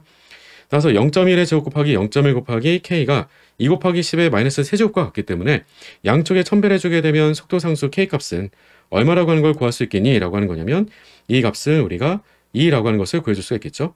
따라서 2.0 그리고 단위는 바로 몰농도 퍼 세크라고 하는 것으로 속도 단위를 주고 있었기 때문에 전체는 3차잖아요. 그러니까 몰농도의 마이너스 2제곱, 시간의 마이너스 1제곱이라고 하는 것으로 단위를 얘기해 줄 수 있어야 되겠죠. 자, 또 한 가지는 아래쪽에 주어져 있는 조건 중에 하나가 온도가 300이 아닌 400으로 더 높은 온도일 때도 보여주고 있다는 사실이에요. 그럼 이럴 때는 여러 가지 농도 조건을 가지고 서로 비교를 하는 게 아니라 같은 농도 조건을 가지고 비교를 가져가 줘야 되겠지라고 하는 거죠. 같은 농도 조건이라고 하게 되는 것은 0.1과 0.25 A하고 B의 농도가 주어져 있는 게 400켈빈에도 동일하게 주어져 있다는 거예요. 이러면 이 동일한 농도 조건에서 300켈빈, 400켈빈 온도가 달라지면 속도 상수만 달라지게 되겠죠. 근데 그 속도 상수가 몇 배 달라지는 거니? 라고 하는 것을 바로 속도로 비교해서 보자라고 하게 되면 1000배가 달라지고 있는 것을 확인할 수 있겠다라고 하는 거죠.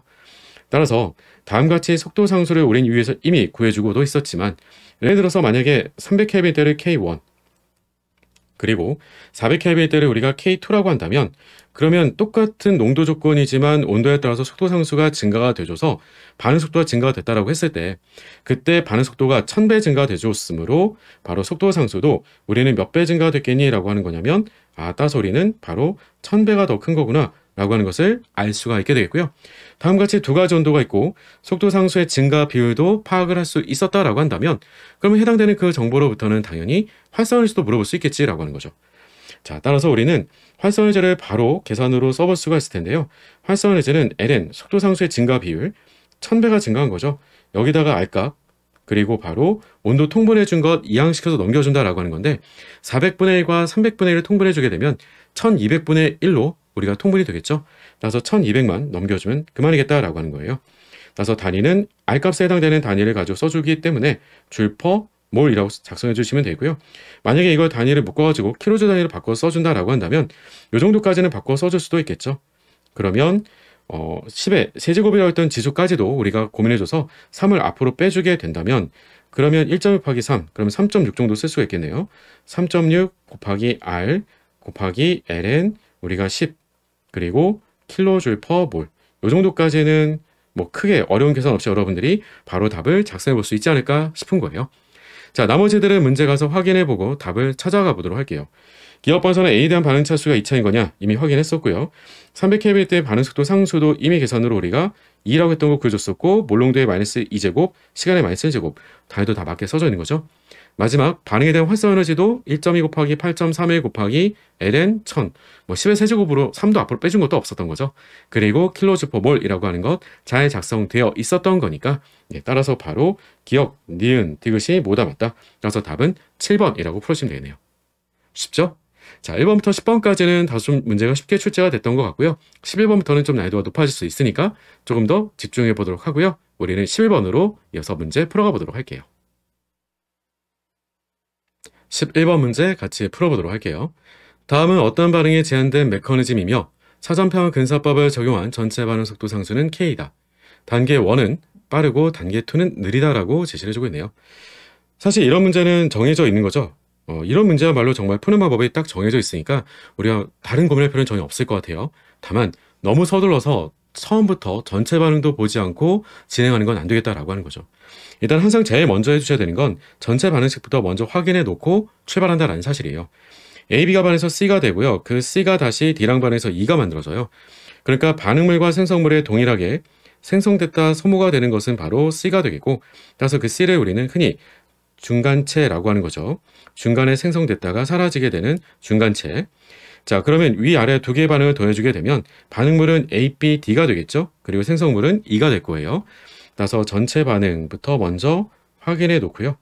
따라서 반응물이 세 종류가 있었구나 라고 하는 게 돼주겠고 그리고 그 전체 반응에 대한 속도 상수를 K라고 쓰자라고 했던 것이고 그러면 우리는 속도 법칙으로 작성해 주게 되면 그럼 전체 반응 속도는 속도 상수 K 곱하기 A에 대한 차수는 모르죠. B에 대한 차수도 모르겠고요. 그리고 마찬가지로 반응물인 D에 대한 차수도 몰라요. 이걸 찾아주자라고 하는 부분에 우리한테는 느린 단계가 바로 두 번째 단계라고 제시를 해주고 있었던 거고요. 그 말은 다시 얘기해서 C에 대해서 우리가 바로 개수가 1이므로 1차 곱하기 D에 대해서 우리가 개수가 1이므로 1차 곱하기 K2가 곧 바로 전체 반응 속도하고 같다라고 하는 것으로부터 출발하게 되는 거죠. 문제는 중간체를 우리는 바로 쓸 수가 없기 때문에 그 중간체의 농도 대신에 그 앞 단계에서 빠르게 평형 상태, 즉 정반 속도라고 한다면 우리는 A에 대해서 1차 곱하기 B에 대해서도 우리가 1차 곱하기 K1이 곧 바로 우리가 K-1 곱하기 C에 대해서도 우리가 1차하고 같다라고 할 텐데 우리는 C에 해당되는 중간체 평형 상태의 농도만 필요하잖아요. 따라서 K-1 역반 속도 상수를 이항시켜서 나눠준 그 결과가 그게 바로 중간체 평형 상태의 농도랑 같다라고 볼 수가 있겠고요. 그럼 해당되는 우리가 중간체 C의 농도를 다음과 같이 속도 상수하고 반응물의 농도로 정리해서 쓸 수 있는 거니까 이 해당되는 값만 고스란히 바로 C라고 했던 농도 자리에다만 그대로 바꿔서 넣어주기만 하면 그만이겠죠. 자, 그럼 덕분에 바로 우리는 A에 대해서도 1차가 되겠고 B에 대해서도 1차가 되겠고 D에 대해서 똑같이 1차가 되겠고요. 전체 반에 대한 속도 상수 K라고 하게 되면 그 값은 바로 처음 있었던 K2 뿐만이 아니라 그 앞 단계에서 평형 상태에 도달하게 되는 것으로부터 구해지게 되는 K-1분의 K1이라고 하는 혹여라도 우리가 평형 상수로 나타내보자 라고 한다면 K2 곱하기 첫 번째 단계의 평형 상수라고 하는 것으로도 제시해서 보여줄 수 있겠구나 라고 하는 거예요. 자, 따라서 나머지들은 선택지 보면서 바로 확인해보면 금방 답을 구할 수가 있을 텐데 기업반수처럼 총매는 말이 안 맞겠죠. 중간체였었고요.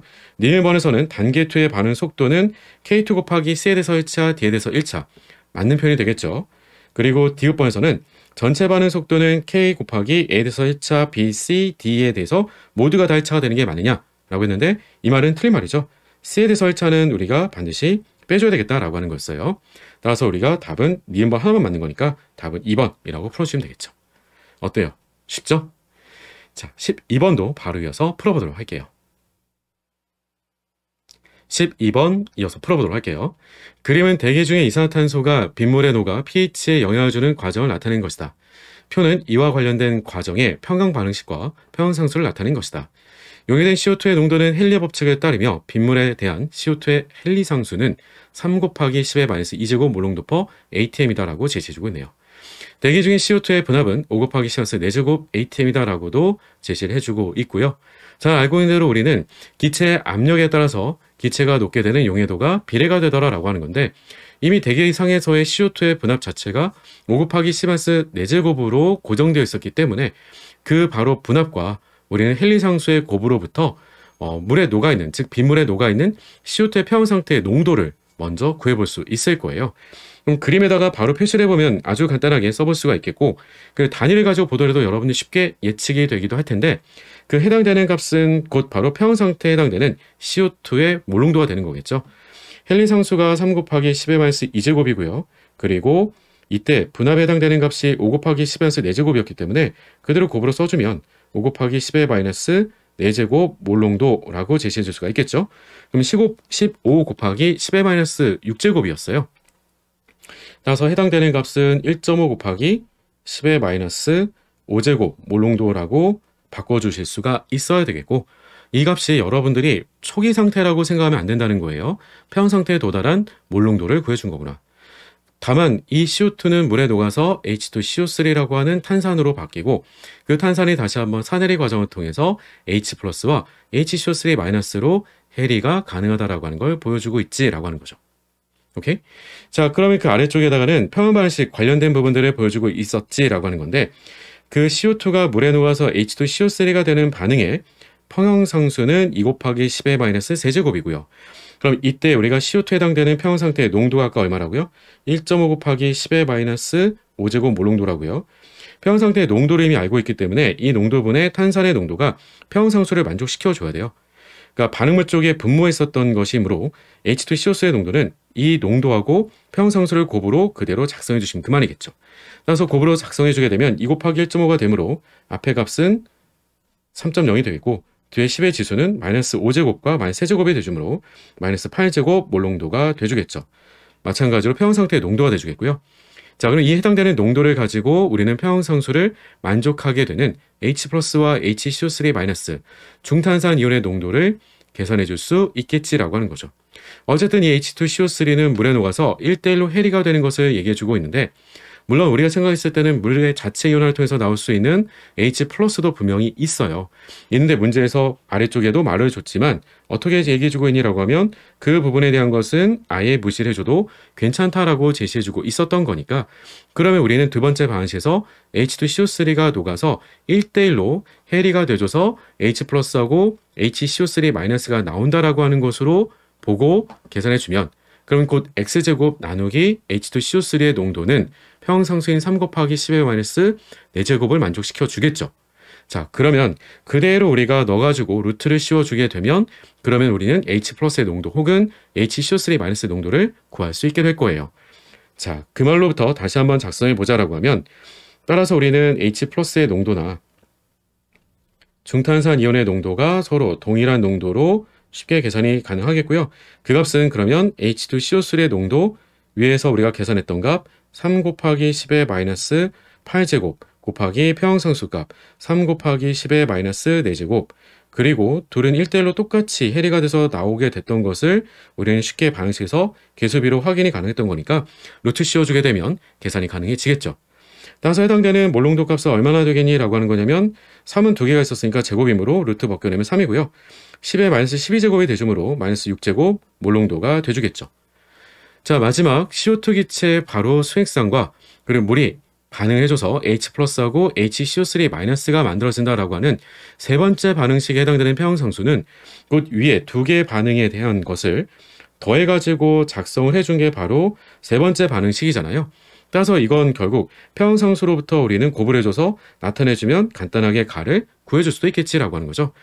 왜냐면 어차피 이 맨 마지막에 보게 되는 CO2하고 H+, HCO3- 해당되는 각각의 화학중의 농도들은 이미 위에서 두 개 방식에서 다 구한 값들이에요. 그 구한값들을 가지고 넣어줘서 여러분들이 가해값을 구해줘도 되겠고요.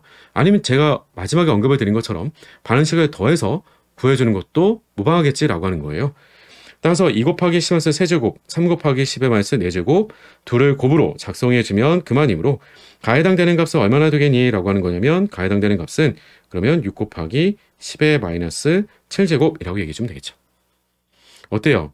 물 흐르듯이 그냥 쭉쭉쭉 연결돼서 여러분들이 문제를 풀어갈 수 있는데 다만 이런 내용의 문제를 풀 때 늘 그냥 공부했던 내용들 가운데서 초기 농도 조건 가지고 간신히 해리가 돼서 평상태에 도달했어요 만 기억하고 있어서는 당연히 문제를 못 풀어요. 지금 우리한테 현재 처음부터 주어져 있던 표현들 자체가 어떤 표현이 있었냐라고 하면 CO2 기체가 존재하고 있는 분압, 그리고 그 분압을 통해서 헬리상수가 주어져 있었고 덕분에 평상태에 도달할 수 있는 CO2의 수행성의 농도부터 우리가 알아낼 수 있도록 줬거든요. 그러니까 평상태 농도부터 우리가 다 알고 시작을 했었기 때문에 나머지들은 평상수를 만족하는 것만 확인해주면 그만이겠다라고 하는 거예요. 자, 아래쪽에 선택지에 가서 확인만 해보도록 할게요. 자, 기업번에서는 수액 중에서 존재하고 있는 CO2의 수액성의 농도는 1.5 곱하기 10 5제곱 이미 구해줬던 표현이었죠. 기업번 맞는 말이었었고요. 니은번에서 가해당되는 값은 이라고 했는데 평상수값 맨 마지막에 확인했었던 거고 마지막 디귿번에서는 그러면 빗물의 pH를 가지고 물어봤었는데 pH라고 하는 건 뭐가 되겠어요? 마이너스 로그의 H 플러스의 농도가 되겠죠.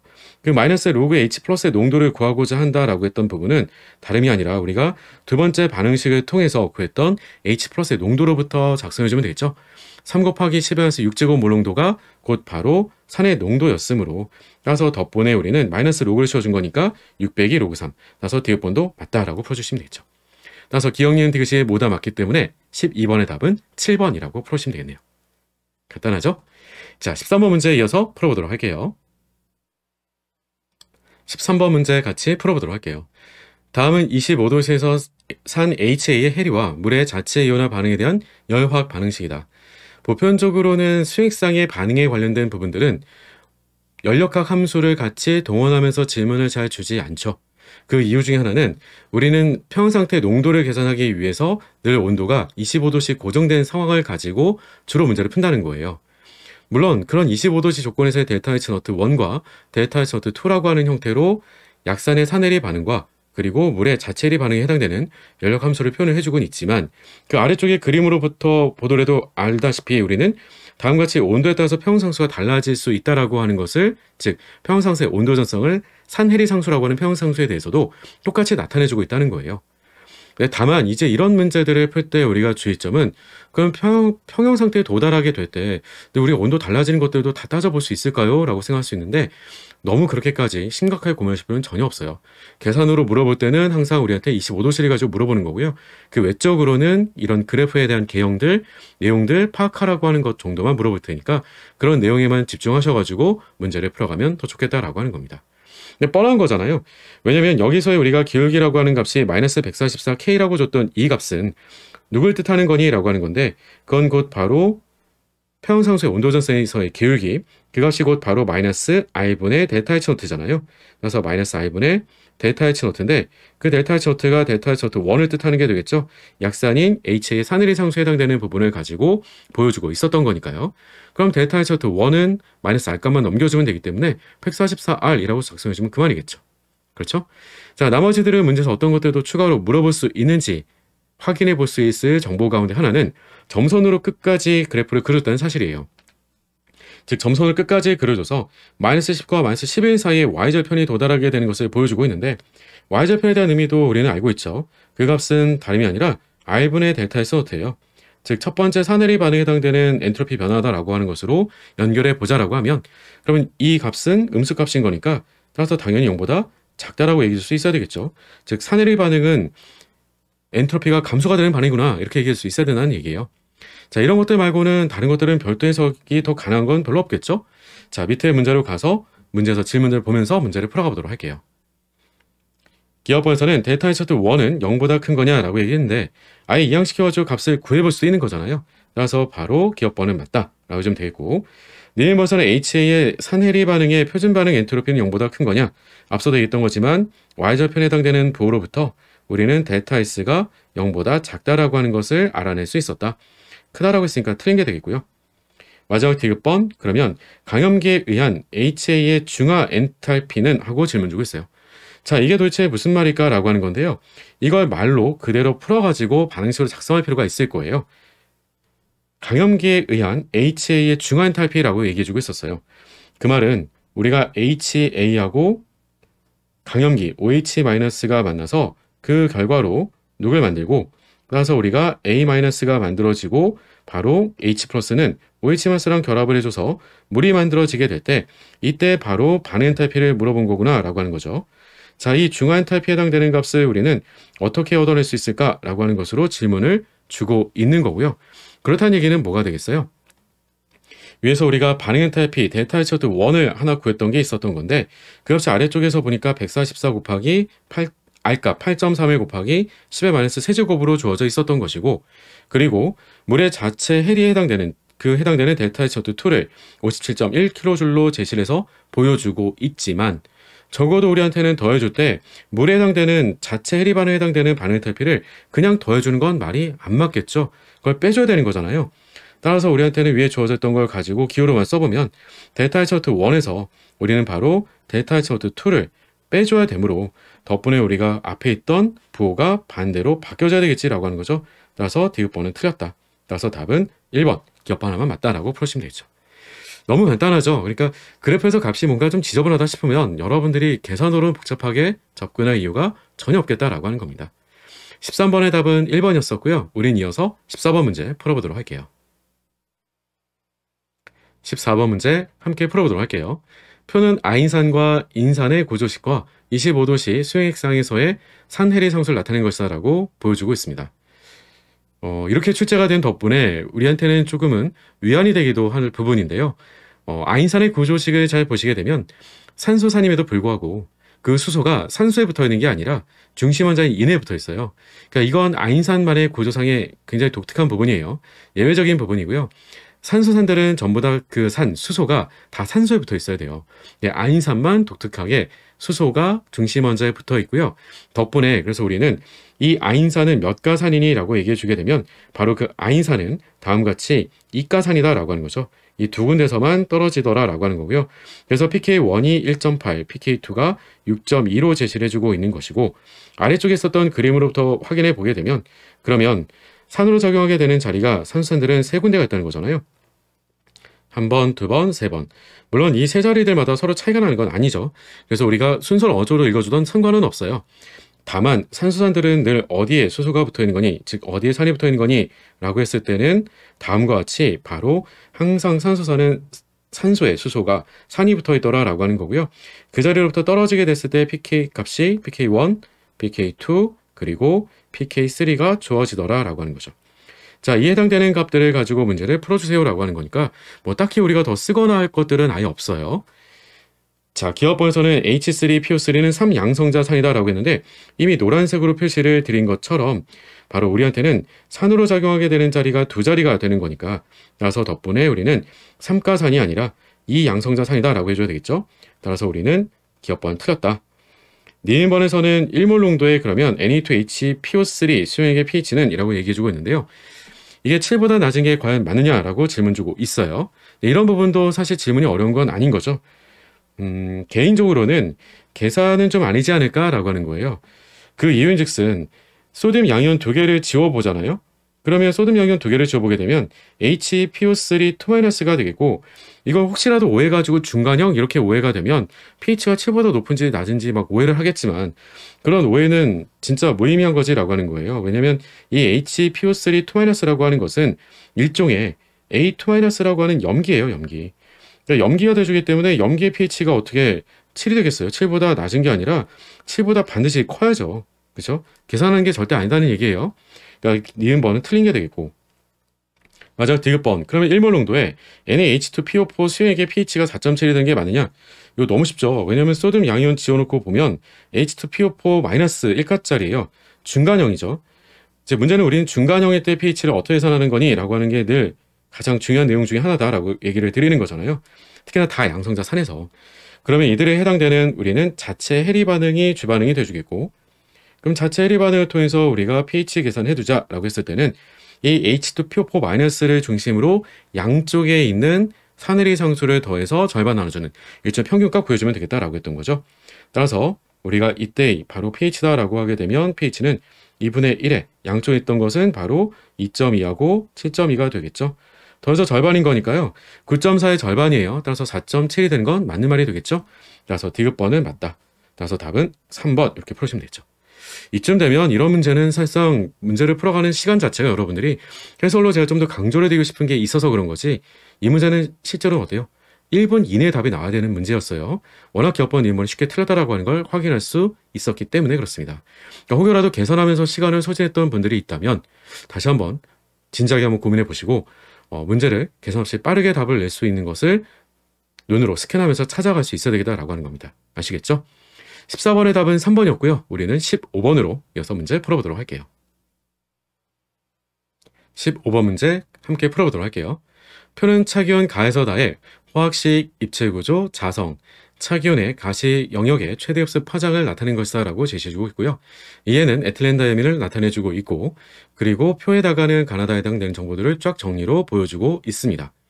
첫 번째 가에서는 코발트의 S의 염소 마이너스 리간드라고 하는 녀석이 4개가 결합이 되어 있는 바로 4배짜리 착화물을 보여주고 있는 거죠. 첫 번째 가나다 착화물의 화학식, 그 앞에 가나다에다가 그대로 베이스를 한번 같이 묶어서 써보도록 할게요. 따라서 우리가 베이스를 보자라고 하게 되면 C의 마이너스만 4개 결합이 되어 있으니까 베이스는 4가 돼주겠죠. 그 4배인데다가 동시에 우리는 어떤 것도 할 수 있겠니? 라고 하면 중심금속의 산화 상태도 알 수가 있겠죠. 산화 상태는 다름이 아니라 바로 플러스 2예요. 산화 상태가 플러스 2라고 하는 것은 디옵탈의 전자수도 파악이 가능하겠죠. 왜냐하면 디옵탈의 전자수라고 하는 것은 족번호에서 우리가 산화 상태를 빼주면 그만이에요. 따라서 덕분에 우리는 그 해당되는 전자 배치가 D7이 돼주겠고, 따라서 당연히 그 자기적 성질은 우리가 삼연체 구조라고 하는 것에서부터도 드러나지만 어차피 디옵탈의 전자 개수가 홀수예요. 홀수라고 하는 건 뭐가 되겠어요? 당연히 상자기성이 돼야 되겠죠. 이런 거 가지고서는 오래 고민하신 건 아니다라고 하는 거예요. 그래서 자성은 A는 우리가 바로 상자성이라고 얘기해 주면 되겠다. 물론 흡수 파장에 해당되는 C에 해당되는 부분도 쉽게 대답을 해줄 수 있겠지라고 하는 거죠. 왜냐면 아래 주어져 있었던 600 혹은 630이라고 주어져 있었던 흡수 파장들은 각각의 모두가 다 배수가 6배짜리예요. 6배짜리라고 하게 되면 그 구조는 팔면체 구조를 뜻하는 게 되겠고, 팔면체 구조일 때 우리가 결정장 갈라짐 에너지를 가와 같은 우리가 바로 테트라헤드랄 4면체 구조일 때를 가지고 비교로 보자라고 하게 되면 일단 기본적으로는 무조건 작습니다. 갈라짐 에너지가 무조건 작기 때문에 그 말은 곧 바로 흡수 파장은 무조건 긴 거예요.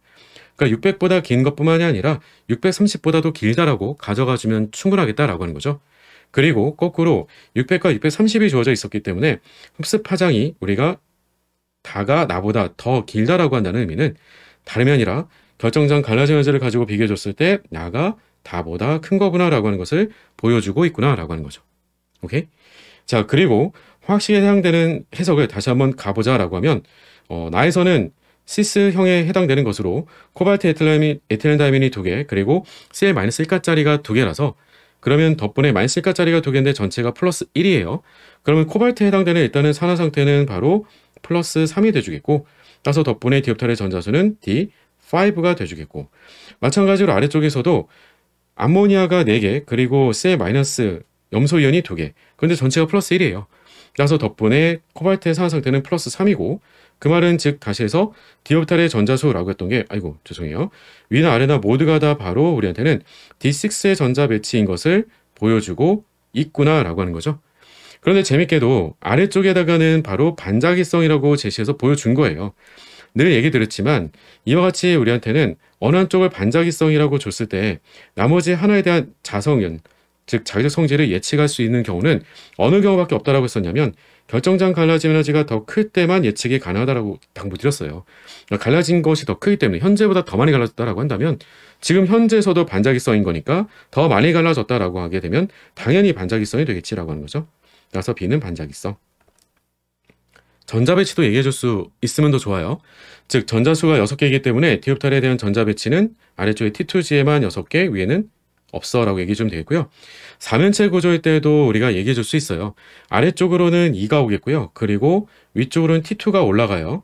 다만 우리가 아래쪽에는 전자 4개가 먼저 다 채워지게 되는 거고요. 나머지 전자 3개가 위쪽에 T2, 즉 축사의 오비탈들의 위로 올라가는 게 3개가 있기 때문에 그 3개 각각 홀전자가 하나씩 들어가는 우리 홀전자 개수는 3개가 되겠구나라고 하는 것도 파악할 수가 있겠지라고 하는 거죠. 자, 이에 대한 내용들 가지고 어떻게 질문 주고 있는지 바로 확인해 보도록 할게요. 이에 대한 설명을 옳지 않은 것은 이라고 얘기해 주고 있고요.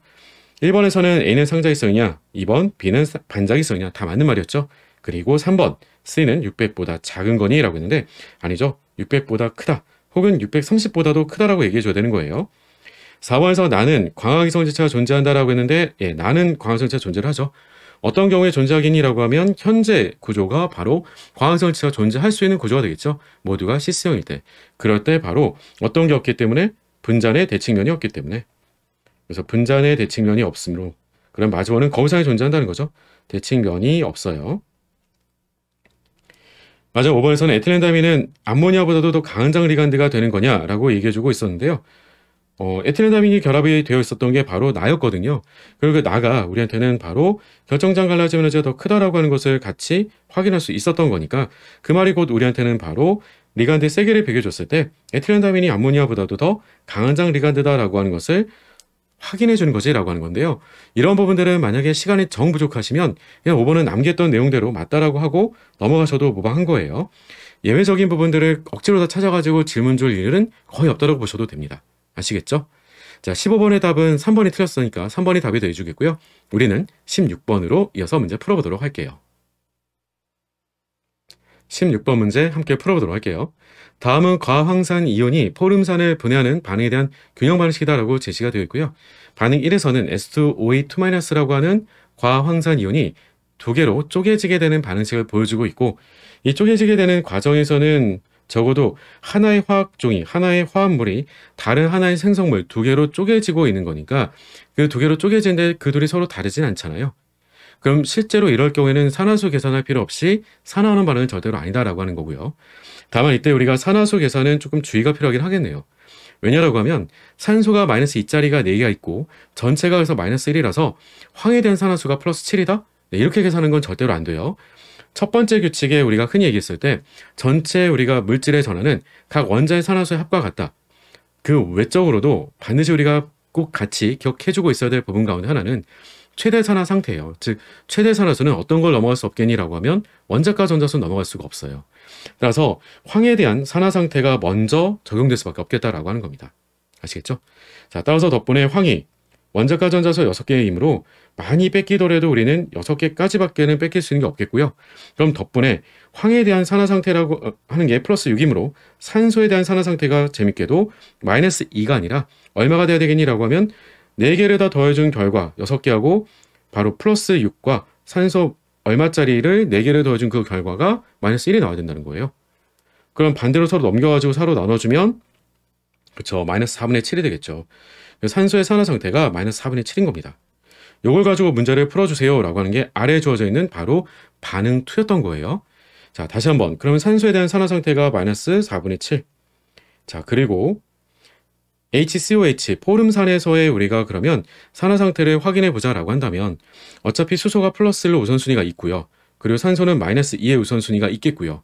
그럼 거기까지만 계산해 주게 된다면 그럼 탄소 빼면 그 합이 마이너스 2가 되줘요. 그쵸? 자, 그러니까 탄소는 얼마가 될까라고 하면 탄소의 산화 상태는 바로 플러스 2가 돼주겠죠. 그럼 그런 탄소가 산화 상태가 증가한 거니라고 해서 보니까 증가를 했네요. CO2가 되면서는 우리가 탄소의 산화 상태가 플러스 4로 증가를 했고요. 그리고 SO4-가 되면서는 바로 산소의 산화 상태라고 하는 것이 얼마로 바뀐 거예요? 그렇죠. 마이너스 2로 마이너스 4분의 1만큼이 더 줄어들게 된 거겠죠. 따라서 우리는 환원했구나라고 하는 것을 알아볼 수 있어야 되겠다. 자, 그럼 이제 하나씩 연결을 해보도록 할게요. 자, 앞서 언급을 했던 것처럼 산소는 우리가 바로 환원을 했어요. 산화 상태가 4분의 1만큼 감소가 됐으니까요. 그러면 환원을 했었고 산화 상태는 4분의 1만큼 감소를 했었고 그런 산소 원자가 화학 시간에는 4개가 있었고 따라서 우리는 1전자 반응이고 자, 그런데 산화 상태가 증가됐다라고 했던 것은 탄소였었고 탄소의 산화 상태가 증가된 걸 가지고 연결해 보자라고 하게 되면 산화를 하는 데 있어서는 산화수 변화량이 이만큼 증가를 해줬었고, 그런 탄소가 화학 시간에는 하나가 있었던 것이고, 따라서 우리는 이전자 반응으로 반응을 했던 건데, 뺏어갔던 개수가 하나가 아니라 그러면 얼마로 두 개로 바꿔줘야지만 그 서로의 진술이 맞게 되겠죠. 즉 서로 주고받는 전자 개수가 동일해지게 되겠죠. 그래서 환원했던 화학종들에 대해서는 두 배를 해줘야 되겠고요. 따라서 개수가 우리는 A가 2로, 그리고 마찬가지로 SO4-C도 개수가 2로 들어가줘야 되겠다.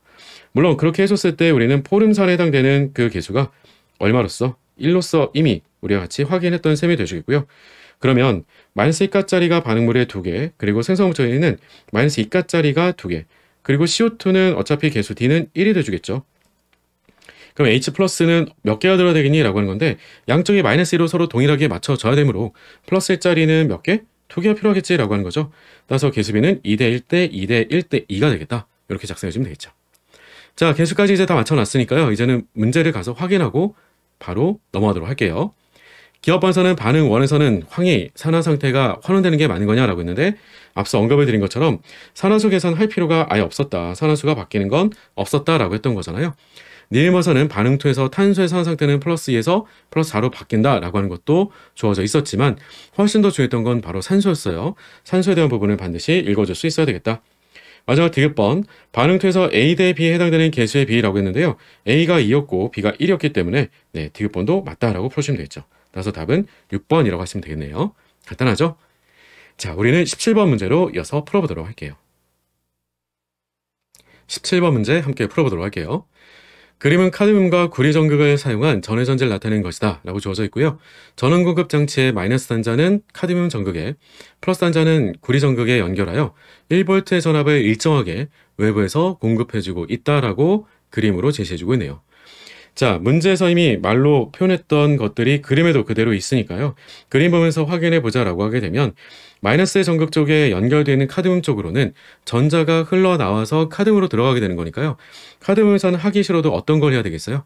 전자가 들어와줘서 억지로 우리는 환원이 일어나겠구나 라고 하는 것을 알아볼 수 있어야 되겠고요. 반대로 우리가 오른쪽에서는 플러스극이 연결이 되어 있기 때문에 구리가 하기 싫어도 어떤 반응을 반드시 해야 되겠다?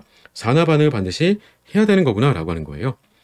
즉 이 말은 어떤 의미가 되겠니라고 하면 수행상에 있었던 카드뮴 이가 양이온이 환원이 되거나 아니면 누가 환원돼야 되겠니라고 하면 물이 환원이 돼야 되겠지라고 하는 거죠. 물을 잊어버리고 계시면 안 된다는 거예요. 수행상이 되기 때문에. 따라서 물이 환원이 돼줘서 누구로 바뀌어져야 되겠니라고 하면, 만약에 물이 환원된다면 그러면 우리는 수소기체 분자를 만들어내는 것과 동시에 바로 2개의 OH-가 해리가 돼서 나올 수 있어야 되겠다라고 하는 거고요. 마치 카드뮴이 들어가면서 물이 분해가 되는 거 아니에요? 그런 건 아니에요. 그래서 카드뮴도 마찬가지로 옵션 중에 하나가 되겠지라고 하는 거죠. 카드뮴만 생각하지 말자라고 하는 겁니다. 옵션 둘 중에 하나. 자, 산화가 된다라고 하는 건 누가 산화가 되겠어요? 마찬가지예요. 구리가 산화가 되줘서 우리가 녹아서 구리가 양이온의 농도가 증가된다 라고 하는 것도 당연히 생각할 수 있어야 돼요. 그런데 이런 것들 뿐만이 아니라 누가 산화가 될 수도 있어야 되겠니라고 하면 물이 산화가 될 수도 있어야 되겠지라고 하는 거죠. 따라서 물이 산화가 돼주게 되면 그 덕분에 우리는 오투기체 분자로 우리가 산화가 돼서 날아가게 되겠고, 그 결과로 바로 4개 H+로 물이 쪼개지게 되면서 늘어나게 되는 상황도 고려를 해줄 수 있어야 되겠다. 물론 이럴 때는 이에 해당되는 우리가 표준화하는 전위값들을 가지고 비교를 가져갈 건데, 아예 다른, 즉 구리하고 카드뮴 제하면 물에 해당되는 건 환원 전위값도 그리고 산화 전위값도 아예 제시가 된 게 없는 거죠. 물론 참고로 작성을 해드리면 물의 환원 전위값은 마이너스 0.83V 정도가 되고요. 그리고 물의 산화 전위값에 해당되는 것은 마이너스 1.23V 정도가 돼요. 그러니까 이런 값들보다도 월등히 더 큰 값들을 가지고 있기 때문에 각각은 구리가 산화가 되고 카드뮴이 환원되는 게 가능하겠다라고 하는 거죠. 자, 위에 주어져 있는 농도 조건들은 다 일몰 농도 조건이었기 때문에 표준 조건이 돼주겠고요. 이 표준 조건에서 카드뮴 쪽이 환원되도록, 그리고 구리 전극이 산화가 되도록 만들어준다라고 했던 거니까 외부에서 1V를 걸어준 덕분에 우리는 다음과 같이 0.403V에다가 마이너스 0.337V에 해당이 돼주는, 그래서 더해주게 되면 마이너스 0.74V에 해당이 돼주는 것만큼의 바로 비자발적인 변화가 가능하도록 외부에서 1V로 걸어주고 있구나 라고 하는 걸 보여주고 있는 거죠. 자, 25도시에서 이에 대한 설명으로 옳은 것만을 보기서 인대로 고른 것은 이라고 제시를 해주고 있고요. 자, 이에 대한 내용들을 가지고 가서 보면서 문제를 나머지는 읽고 풀어보도록 할게요. 기업 번서는 카드뮴 전극에서는 환원 반응이 일어난다라고 얘기를 해주고 구리 전극에서는 환원 반응이 일어난다라고 했던 건데요. 환원 반응이 아니라 기업 번서는 바로 산화 반응이 일어난다라고 바꿔줘야 되겠지라고 하는 거죠. 환원 반응이 일어나게 되는 것은 다름이 아니라 카드뮴 전극이다라고 얘기를 해줬어야 되는 거예요.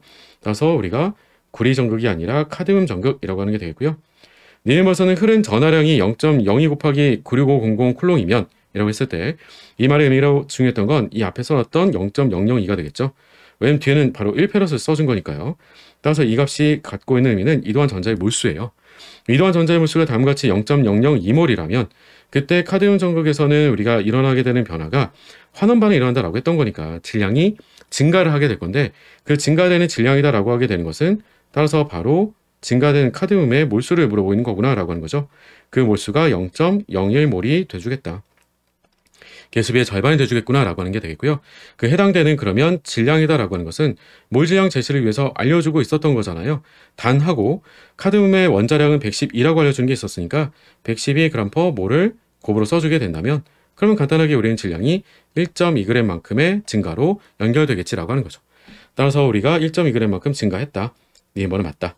마지막 디귿번 염다리에서 음이온의 R자 이온 이동은 그러면 카드뮴 반쪽 반쪽 전지 방향으로 일어난다라고 얘기해주고 있는데요. 음이온은 어느 쪽으로 이동이 되겠어요? 음이온이 이동되는 쪽은 양이온이 상대적으로 많아지는 쪽으로 이동이 일어나게 되겠죠. 아니면 양이온은 상대적으로 양이온이 줄어들게 되는 쪽으로 이동을 하기도 하겠고요. 그럼 양이온의 양이 늘어나게 되는 쪽은 어느 쪽이 되겠어요? 그렇죠. 산화전극 쪽이 되겠죠. 구리가 양이온의 양이 늘게 되는 거니까요.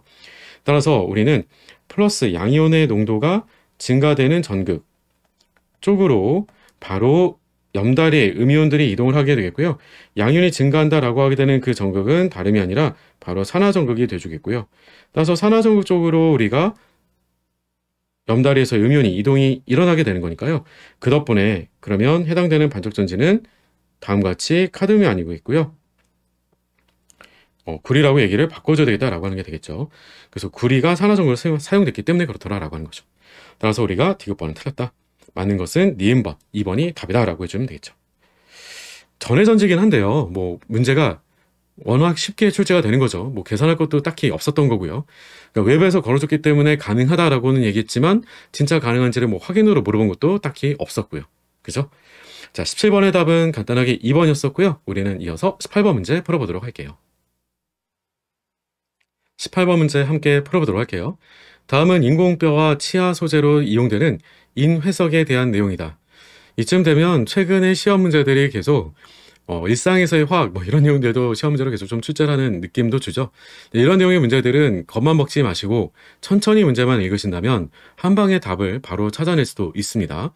자, 인회석은 화학식이 다음같이 주어져 있는 인산염 광물이다라고 주어져 있고요. 대표적인 인회석으로는 수산화 인회석이 있고 그리고 플루오르와 인회석이 있다라고 주어져 있습니다. 인회석의 물에서의 용해 표현 방식과 25도씨에서의 용해도급 상수는 아래와 같고요. 하나는 마이너스 59제곱이고 다른 하나는 마이너스 60제곱으로 플루오르와 인회석이 더 용해도가 낮은 걸 볼 수가 있겠네요. 자, 아래쪽에 해당되는 내용도 마저 보게 되면 치아의 바깥층은 치밀한 구조의 수산화 인회석으로 이루어져 있어 치아를 보호한답니다. 그런데 수산화 인회석은 불용성 화합물이지만 왜 KSP값이 워낙 낮기 때문에 산성 용해서의 용해도가 증가를 한다는 거죠. 왜? OH-가 결합이 되어 있던 게 떨어져 나오기 때문에 산성에서는 용해도가 증가할 수밖에 없겠죠. 음이온이 산염기 반응으로 소모가 되기 때문에. 자, 그런데 그 덕분에 치아가 손상되긴 하겠지만 이걸 예방하는 한 가지 방법은 수산화 인회석의 OH-이온을 F-이온으로 치환시켜서 플루오르와 인회석으로 변환시키는 것이다.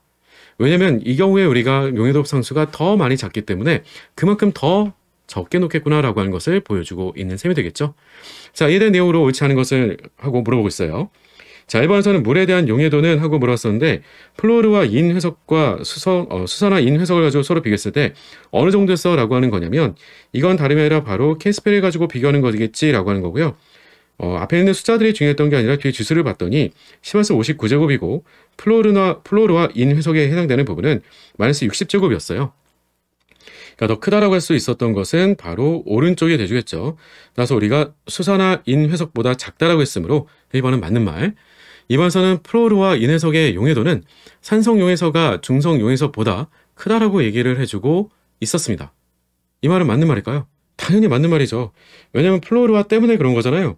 이 플로르화 때문에 바로 산성유에서는 그 F-가 떨어져 나오면서는 산과 반응해줘서 산성유에서는 산과 반응해줘서 HF로 바뀌어지게 되는 이 반응이 워낙 잘 일어나기 때문에 용해도가 증가되더라라고 하는 거죠.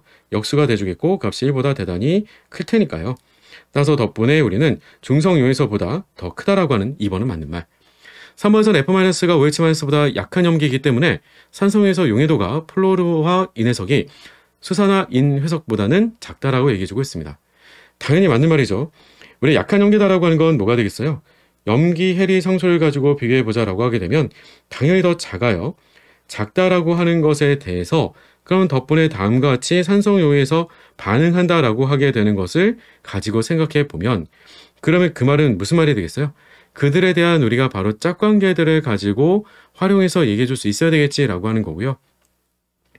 그 덕분에 우리는 산성유에서 반응을 해서 F-HF가 OH-H+랑 반응해서 물이 만들어지게 되는 반응에 옆반응이 주어지는 것이므로 가까이 되니까 물의 자체리랑 그리고 HF의 산해리의 옆반응이 주어지게 되는 것이므로 누가 더 잘 녹겠느냐라고 하는 것을 물어봤던 셈이 돼주겠죠. 자, 그 말은 즉 다시 해서 우리한테는 HF하고 바로 H2O라고 하는 물에 해당되는 산해리 상수들을 비교하는 것도 괜찮겠고요. 아니면 지금처럼 염기리 상수로 바로 비교를 놓고 문제를 풀어줘도 무방하겠다라고 하는 겁니다. 그래서 덕분에 산성수에서 용해도가 플로르화 인회석이 수산화 인회석보다도 작다라고 하는 것은 맞는 말이 되겠죠. 염기리 상수가 그만큼 작기 때문에 우리한테는 그 짝관계를 가지고 묻게 되는 내용들의 산해리 상수가 상대적으로는 크게 되겠고 그걸 역수를 취해가지고 봐주는 것이므로 바로 그 역반응에 해당되는 것은 당연히 OH 쪽이 더 클 수밖에 없겠다라고 했던 거죠. 오케이? 자, 4번에서는 다음과 같은 반응식에 해당되는 평형상수를 가지고 물어봤었는데요. 위에 제시해줬던 거 가지고 그대로 답을 해주고 있는 거잖아요. 2.3분의 3.2라고 얘기를 해주고 있었던 부분은 평형상수 하나가 3.2고요. 다른 하나가 바로 2.3인데 아래 주어져 있는 반응식 가지고 보게 되면 우리가 바로 칼슘에다가 OH- 결합이 되어 있는 바로 수산화 인회석과 F- 반응을 해줘서 치환 반응이 일어날 때를 가지고 제시를 해주고 있는 거죠. 자, 따라서 우리가 수산화 인회석이 반응물로 들어와서 반응하게 될 때 평형상수는 2.3 곱하기 10의 마이너스 59제곱이었고요. 그리고 반대로 다음같이 C5, PO4, 3F라고 하게 되는 플로리나 인회석이 우리가 주어져 있는 반응식에서는 반응물로 있을 때 바로 용해도 상수가 3.1 곱하기 마이너스 60제곱으로 주어져 있었어요. 옆반응으로 더해지게 되는 경우가 바로 다음부터는 치환 반응이 되주므로 다음까지 써야 되겠네요. 그러면 2.3 곱하기 10의 마이너스 59제곱을 누구로 나눠줘야 되는 거야? 라고 하면 뭔가 뒤집힌 것 같잖아요. 굉장히 어색해 보이는 것을 우리가 직감적으로 알 수가 있었는데 다음같이 3.2 곱하기 바로 10의 마이너스 60제곱으로 제시를 해줘야지만 맞는 표현이 돼주겠지라고 하는 거죠. 오케이. 따라서 위아래다가 10의 60제곱을 해주게 되면 분자가 23이 돼주겠고요. 분모는 3.2가 되는 거니까 다음같이 3.2분의 그러면 23이라고 얘기를 해주면 되겠지라고 하는 거죠. 위아래 뒤집혀져 있었으니까 답은 4번이 틀렸어 라고 풀어주면 되겠고요.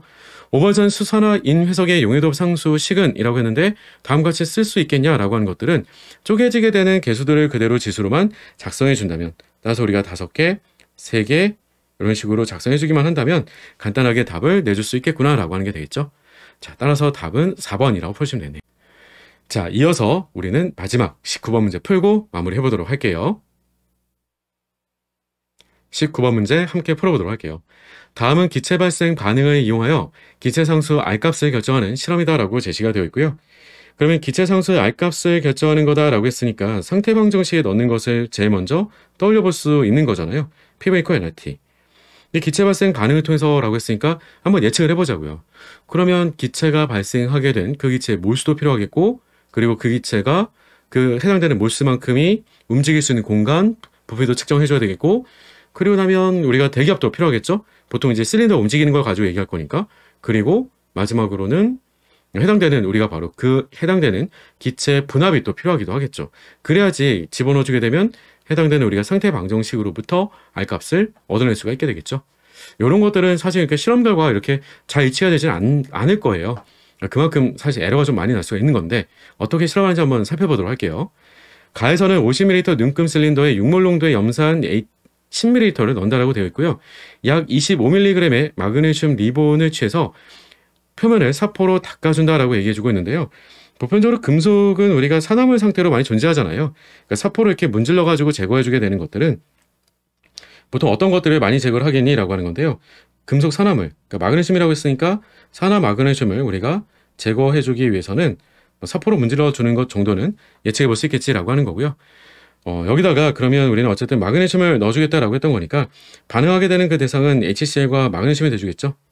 자, 그러면 마그네슘이니까 양이온과 바로 두 개의 Cl 마이너스가 반응을 해줘서 그 결과로 우리는 마그네슘의, 즉 염화 마그네슘이 만들어지겠구나라고 하는 것을 짐작해 볼 수 있게 되겠죠.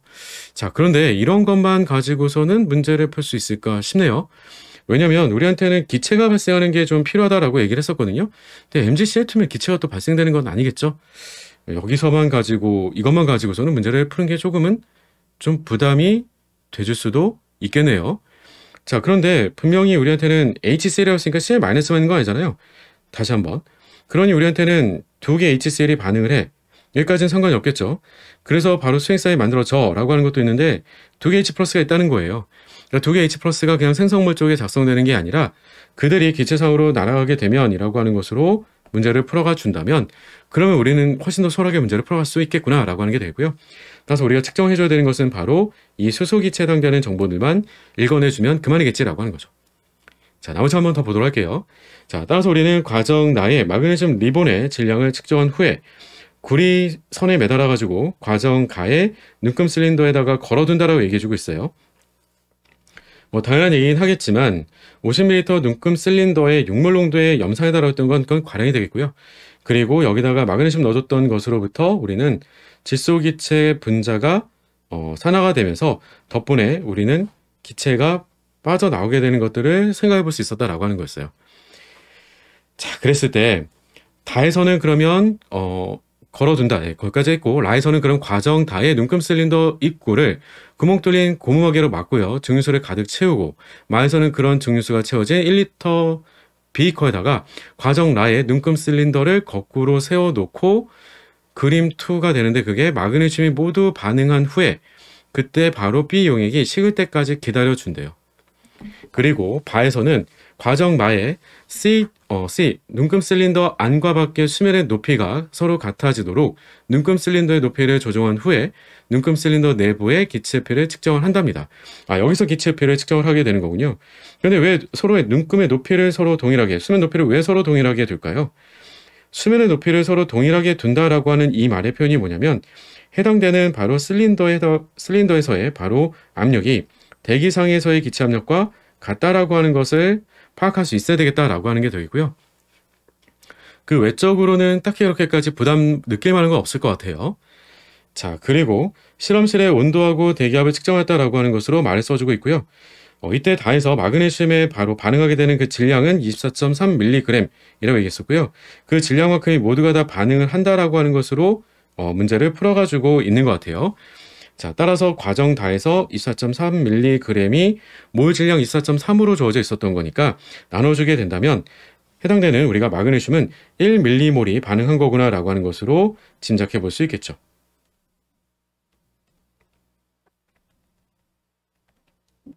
자, 그럼 1mm몰이 소진되면서 생성물들이 얼마나 만들어지는지도 예측해 볼 수가 있게 되겠고요.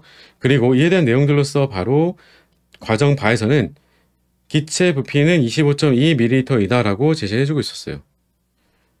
과정 바에서 기체 부피가 25.2ml. 이거는 뭐 아예 측정했던 거니까 그냥 갖다 쓰기만 하면 그만인 거지. 이걸 가지고 우리가 따로 딱히 언급을 해줄 일들은 아예 없다라고 하는 거죠. 자, 그리고 과정 4에서 온도는 295켈빈. 그러니까 각각의 부피, 온도, 몰수 이건 다 나온 거죠. 그러면 이제 압력만 읽어주면 되는 거니까 758mmHg 라고 읽을 것 같은데 여기에는 약간의 함정이 있어요. 일종의 수상치안과 같은 형태를 취하고 있기 때문에 반드시 고려해줘야 되는 건 뭐냐면 이 대기압의 압력, 즉 바깥쪽의 압력이 실린더의 압력과 같다라고 하는 것은 위에서 우리가 실험 과정에서도 분명히 외부 압력과 같다라고 하는 것, 즉 수면 높이가 동일하게 맞춰준다라고 했던 것 다 확인한 거지만 그 압력이 곧 무슨 압력과 같은 거니? 라고 했을 때는 반드시 수소기체의 압력만 있는 건 아니라는 거예요. 왜냐하면 주어진 온도에서 물이 증발하게 되는 바로 증기압도 있다라고 한다는 사실인 거죠. 그래서 그걸 빼줘야지만 우리한테 목적이 돼주는 누굴 구할 수가 있겠다? 수소기체에 해당되는 불합을 명확하게 구해줄 수 있겠다라고 하는 거죠. 따라서 758mWhg에서 누굴 빼줘야 되겠니라고 하면 20을 빼줘야 되겠지라고 하는 거죠. 따라서 정확하게는 그 압력이 다음과 같이 작성돼야지만 답을 내줄 수 있겠구나라고 하는 게 되겠고요. 자, 이런 내용들을 바탕으로 아래쪽에 선택지에서 어떻게 질문 주고 있는지 확인하면서 문제를 풀어가 보도록 할게요. 자, 1번에서는 마그네슘 1몰당 수소기체가 1몰이 발생을 한다. 네, 이미 반응식을 작성하면서 확인해봤던 부분이었고요. 2번에서는 A는 산화마그네슘을 제거하기 위해서 사포로 문질러 줬었고요. 3번 B에서는 용액과 기체의 온도가 실험실의 온도와 같게 되도록 만들어주기 위해서 우리는 기다린다라고 했던 거니까 이 말도 맞는 말이 돼주겠죠. 온도 갖다 쓰기 위해서 그런 거였고요. 4번에서는 C는 그러면 실린더 내부의 기체 압력을 대기압과 같아지게 하기 위해서이다 라고 얘기해 줬는데, 네, 이 말은 맞는 말이 되기는 하는데요. 딱히 어려운 건 아닌 거니까요.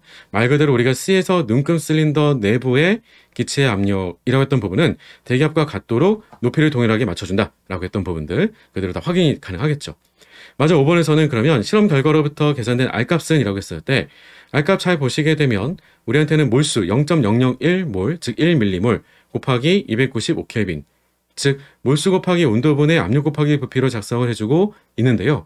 이거 전혀 이상할 게 없을 것 같죠. 하지만 이상한 게 있었죠. 앞서 얘기했지만 분명히 기체 압력이다라고 할 부분을 어떻게 작성해 줬어야 되는 거야 라고 하는 게 그냥 대기압 가지고 넣어주는 건 절대로 안 되겠다라고 했던 거죠.